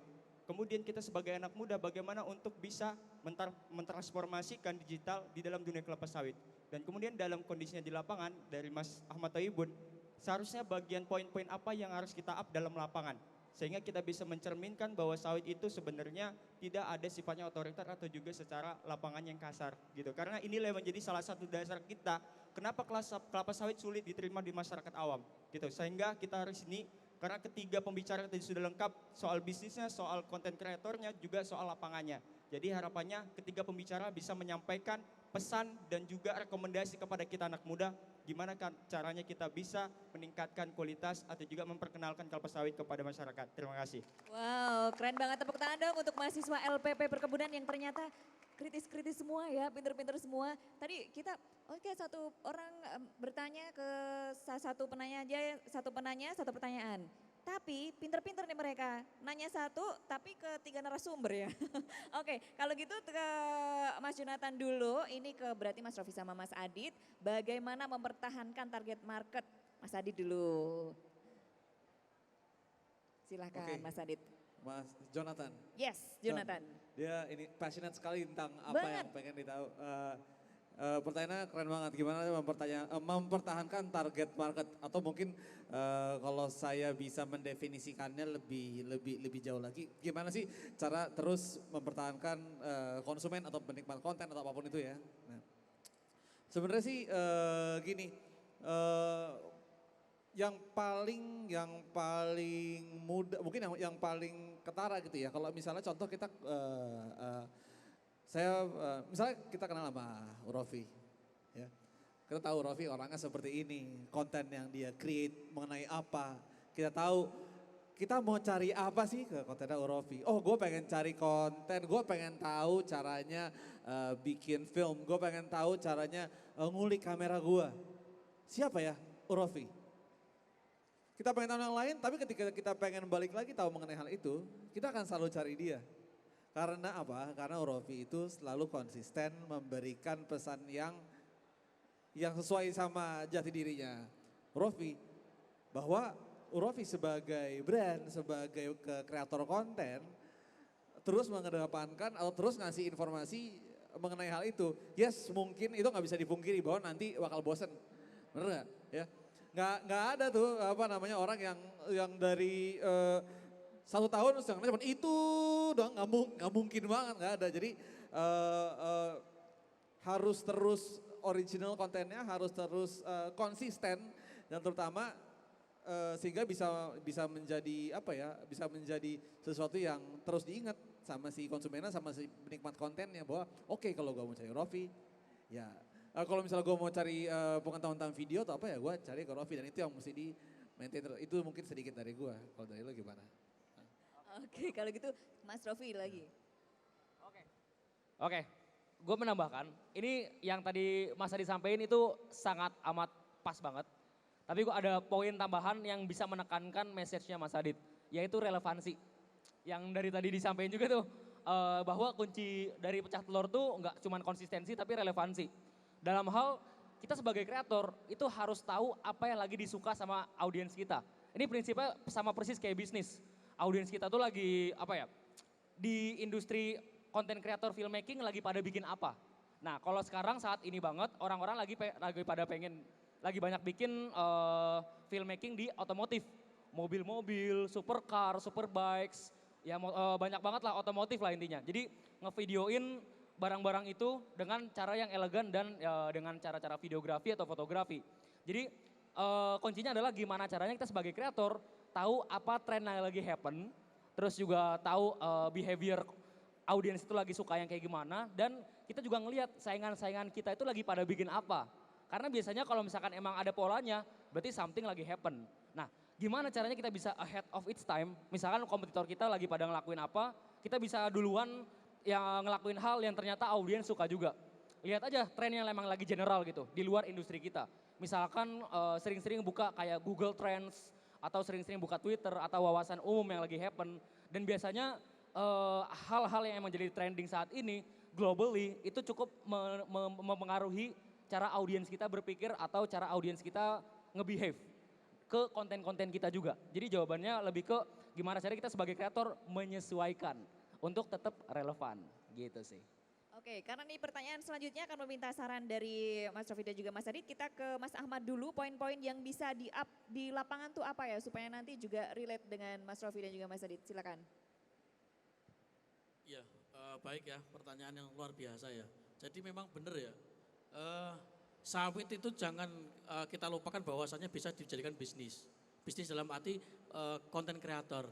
Ya, di YouTube itu ada Sawit Nesia ya, ada pernah nonton itu? Hal-hal lucu, hal-hal sepele. Tapi sebenarnya kalau kita memahami itu, dia menunjukkan. Ya, artinya apa?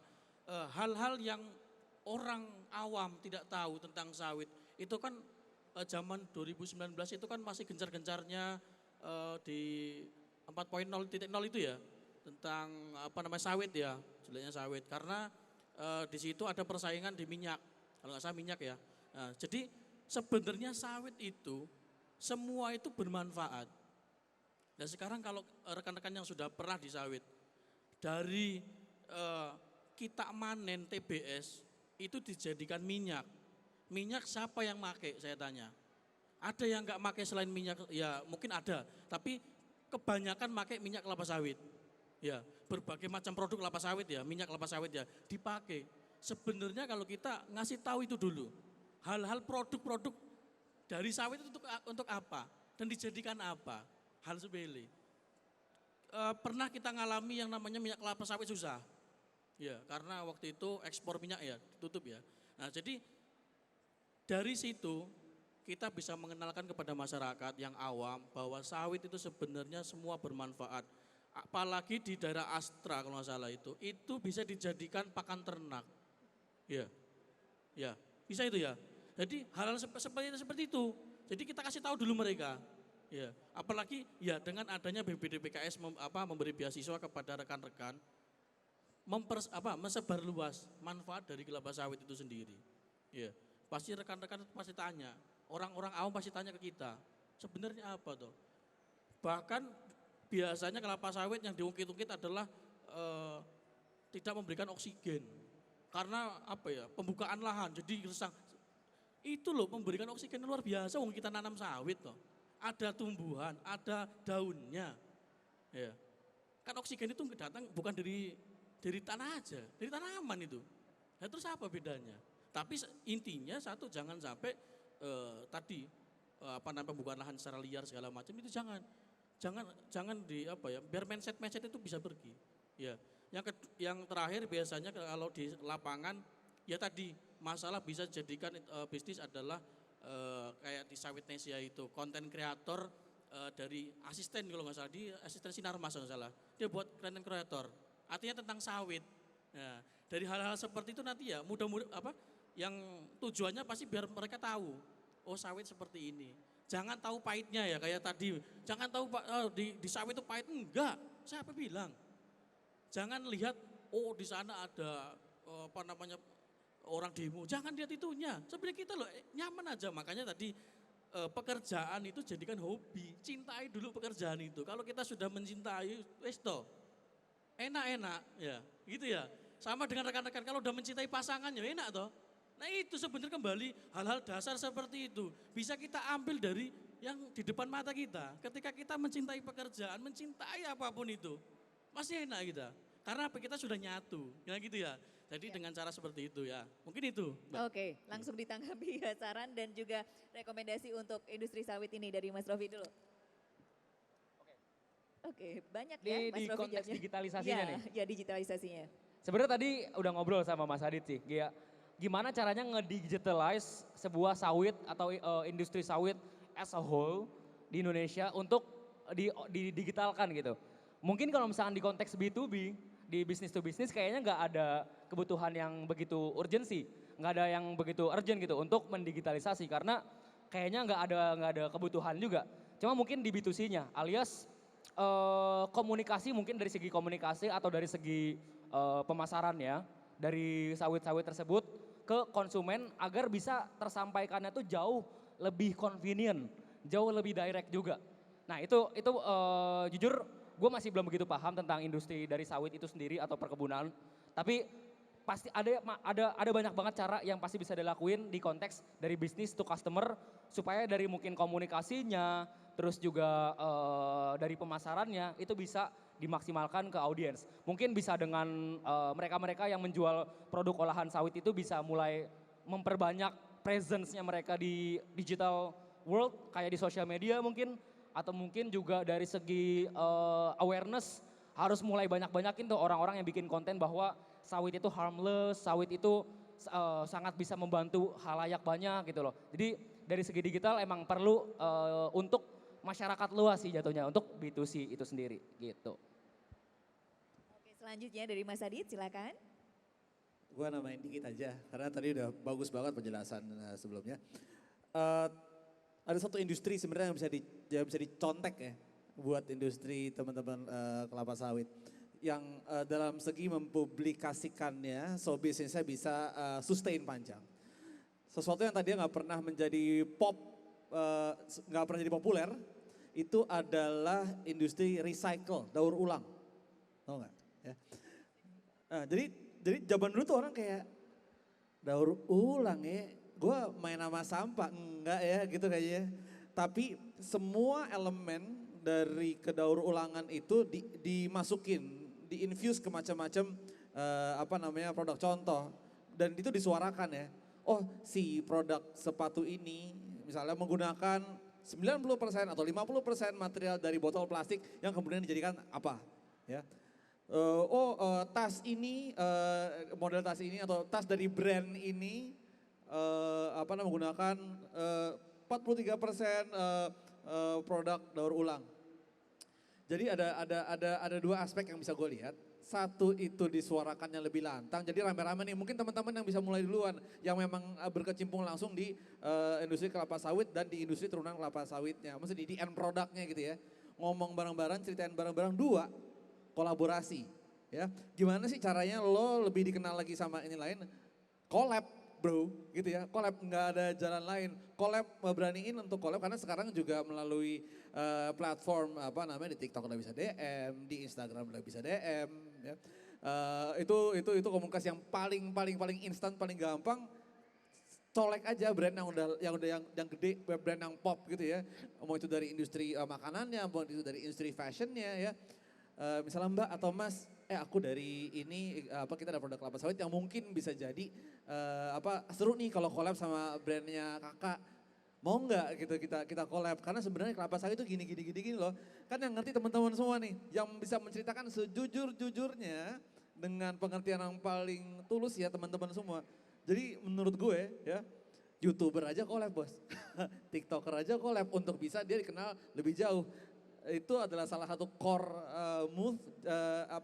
gerakan dasar yang menurut gue bagus banget kalau ditanamin sehingga secara bisnis jadi keren banget gitu. Sebagaimana sekarang orang ngeliat bisnis yang berhubungan dengan kedaur ulangan atau recycle tuh keren banget. Gue pengen banget pakai ini baju kalau ini ternyata dia ada recycle. Bayangin suatu hari sangat mungkin Dan lagi tadi gue udah sampein bahwa orang Indonesia tuh cinta banget sama produk lokalnya.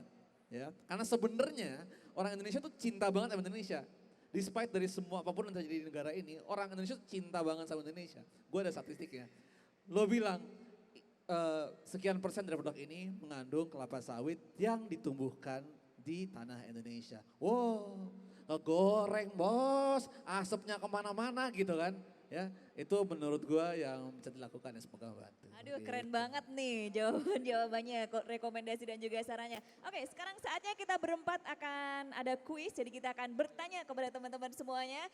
Saya dulu ya, jadi pertanyaan dari moderator dulu. Silahkan nanti teman-teman untuk menjawab ya, dan nanti teman-teman yang menjawab akan mendapatkan hadiah berupa voucher ataupun nanti gift ya dari UKMK. Jadi yang pertama dulu, apa peran Badan Pengelola Dana Perkebunan Kelapa Sawit BPDPKS? Ya, aku sudah tahu kamu akan menjawab, jadi kamu ya nanti. A, jadi nanti jawabnya A atau B? Badan yang bertanggung jawab mengelola dana untuk mendukung perkebunan kelapa sawit. B, Asosiasi Petani Kelapa Sawit di Indonesia. A, B-nya belum selesai, langsung A semua ya. Oke, yang pakai kaos abu-abu depan, karena tadi udah nanya juga. Apa jawabannya? Jawabannya yang A. Oke betul, selamat mendapatkan hadiah. Oh voucher UKMK ya ini ya. Oke pertanyaan selanjutnya berarti Mas Adit silakan. Jadi urut aja ya. Nah ini mah gampang nih, pasti udah pada tahu. Yang gampang-gampang aja deh biar seru ya. Jadi intinya di sini bukan yang tahu ya, cepet-cepetan angkat tangan sebetulnya. Oke. Karena gue yakin udah pada tahu, oke? Oke, saya bantu ya. lihat nih. Siap ya, oke ya. Oke. Mbak, kamu bantuin lihat ya. Ini belum nanya udah angkat tangan nih. Aku soalnya membaca pertanyaan, kamu bantuin lihat ya. Oke. Karena di sini skillnya adalah cepet-cepetan angkat tangan. Oke. Apa saja produk turunan dari kelapa sawit selain minyak? Hei, selain Yang minyak. pakai saudara-saudari. jilbab hitam. A atau B? A, kertas dan karton. B, sabun margarin dan produk makanan. Ayo, B, oke betul jawabannya. Selamat mendapatkan voucher. Iya udah bener jawabannya, nggak usah pakai mikrofon suaranya udah kenceng banget. Mas Rofi gantian. Oke, selamat. Selamat ya. Oke. Sabar, belum bu. Tahan. Ya. Biar Mas Rofi baca pertanyaannya dulu guys. Oke, angkat tangannya pas gua aba-aba ya. Jadi gua bacain soalnya dulu. Biar terus bacain 1, soalnya 2, dulu. Gimana enak ya? Iya bacain gitu aja pertanyaan ya? dulu aja. Jadi gua baca dulu. Iya bener. A, B selesai. 1, 2, 3. Nah gitu ya ntar ya. Nah. Oke. Iya dong. Apa? Yuk. Warna buah kelapa sawit yang udah matang. Belum. Belum. dihitung. Tuh, bang, tunggu Belum, dihitung belum. bang. Sabar bang. Iya. Pada nggak Kalau sabaran rezekinya nih. kemana? Ya, kalau Belum, rezekinya kemana? belum. Yang duluan didiskualifikasi. Wow. Oke kita Oke. hitung ya. 1. Taruh belum. Oh belum masih ada optionnya. A merah, B kuning. 1, dis. Belum, turun Ulang. dulu. Ulang. A ulang. merah, B A kuning. tiga berangkat tangan. Oke, 1, 2, 3. Susah juga sih. Enggak kan, nanti gimana, kita voting. Ulang ya. Ulang. 1, 2, belum ya? Belum. Oke. Kurang 1, lebih ke 17-an. 2, 3. Ya. Ini Iya, nih. kamu bener. Iya. Sosok ngeliat belakang gitu. Cie, gue bukan sih. Apa jawabannya? Jawabannya merah. Ya, Benar? betul. Oke, Selamat. selamat ya. Selanjutnya Mas Ahmad, pertanyaan kuis. Seru ya. Bebas, tapi jawabannya yang singkat aja. Bebas. Wah ini udah ahli soalnya. Ya, Ya, kalau ini jadi- harusnya udah tahu semua ya. Ini juga cepet-cepetan. Sebutkan 3 nama varietas kelapa sawit. Oke. Ya, masa? Yang ini. Ya, Kayak lagi kuliah ya, varietas kelapa sawit. Saya belajar biologi, apa ini? Kita jadi punya wawasan juga nih. Iya. Cek, oke. 3 varietas kelapa sawit yaitu yang pertama Dura, Ya. Tenera, dan Piscifera. iya betul. Oke. Mau disebutkan juga nggak Pak perbedaannya? Udah cukup udah cukup cukup ya? waktunya Udah, habis. Bos, tenang, Bos. Udah nanti lain kesempatan ya. Oke, selamat ya untuk teman-teman yang sudah mendapatkan hadiah voucher dan juga tadi ada gift juga dari UKMK. Dan tanpa terasa kita tuh sudah ngobrol 1,5 jam dengan ketiga narasumber kita. Boleh kita berikan tepuk tangan untuk ketiga narasumber kita yang wow sangat hebat memberikan insight dan juga semangat bagaimana kita generasi muda ini adalah menyambut tongkat estafet kemajuan Indonesia. Untuk itu mari kita generasi muda, tadi sudah disampaikan juga bahwasanya kita harus konsisten, harus menjaga relevansinya juga, kemudian totalitas saat ada kesempatan dan tadi juga ditambahkan kita harus berkolaborasi. Teman-teman harus menjaga kolaborasinya ya dan tetap yakin teman-teman pasti akan sukses ke depannya. Dan kami juga mengucapkan terima kasih kepada penyelenggara BPD BKS yang sudah menyelenggarakan acara ini yang sangat luar biasa dan kita langsung kembalikan ke MC untuk menuju ke acara selanjutnya. Terima kasih. Terima kasih Indria Sastrotomo. Wah, jangan tinggi-tinggi. Gimana? Bagus. Baik. Ya. Boleh tepuk terima tangannya kasih. untuk acara talk show kali ini yang seru sekali. Kali ini kita ajak narasumber dan juga moderator berfoto bersama. Tapi sebelum itu. Iya, untuk bisa ada penyerahan plakat. Yap. Monggo silahkan kami mohon kepada Bapak Helmi yang selalu standby 24 jam ya Pak ya kabarnya ya Pak ya di sini.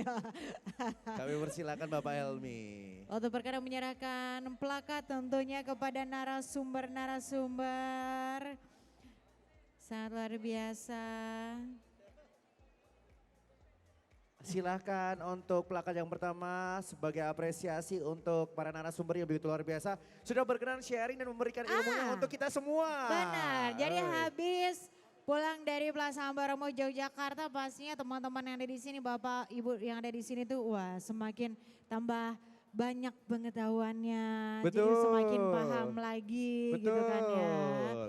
Oke, selanjutnya untuk bisa diserahkan plakat untuk narasumber. Oke, pasti sungguh luar biasa. Iya. Senang loh aku tuh lihat moderator hari ini. Iya. Kan? Cantik banget. Selalu ceria, humble, awet muda. ramah awet muda. Ini ya. senior kita, boleh tepuk tangan sekali lagi untuk Indria Sastrotomo dong. Senang aku. Jadi kalau nanti di jalan ketemu kakak pasti akan dibalas. Itu yang aku senang. Jangan manggil tante. Jangan. Kakak. Baik, Monggo silakan untuk Bapak. bisa berfoto bersama. Bersama Kak Indria foto silakan. Agak maju dulu Pak. Nah boleh. J.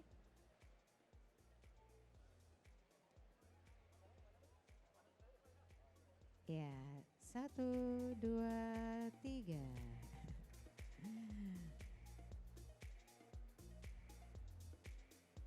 Boleh tepuk tangannya. Tepuk tangannya. Bapak, yuk. kita ajak lagi kali ini. Foto berikutnya gimana Reina? Foto berikutnya boleh Bapak nuwun sewu untuk narasumber di bawah. Kita akan foto bareng dengan teman-teman semuanya yang ada di sini boleh ya. Dari menghadapnya arah ke panggung, layar silakan. ya. Monggo silakan.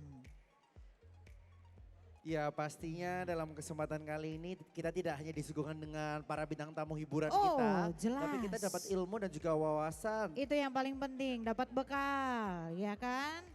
Pastinya. Kita akan foto dulu bersama-sama. Iya. Kita hitung. Teman-teman boleh semuanya berdiri yuk. Berdiri semuanya. Masih Iya. semangat semua? Masih semangat kan? Masih. Oke, kita hitung dulu bersama-sama. Ya, 1, 2, 3. Gaya bebas, 3, 2, 1. Oke, ada permintaan khusus tadi Ada katanya. permintaan mau selfie? Bagaimana? Ya. Narasumber Selfie. kita, iya. Ayo kita selfie, boleh tangannya merapat. Ya, nah, ya. 1, 2, 3. Jebret. Oke. Terima kasih untuk para narasumber dan juga moderator kita. Terima kasih narasumber. Iya. Oke. Saya punya pantun kali ini, boleh? Boleh. Tolong bantu cakepnya ya teman-teman ya. Ah. Belum. Jalan-jalan ke Gunung Bromo.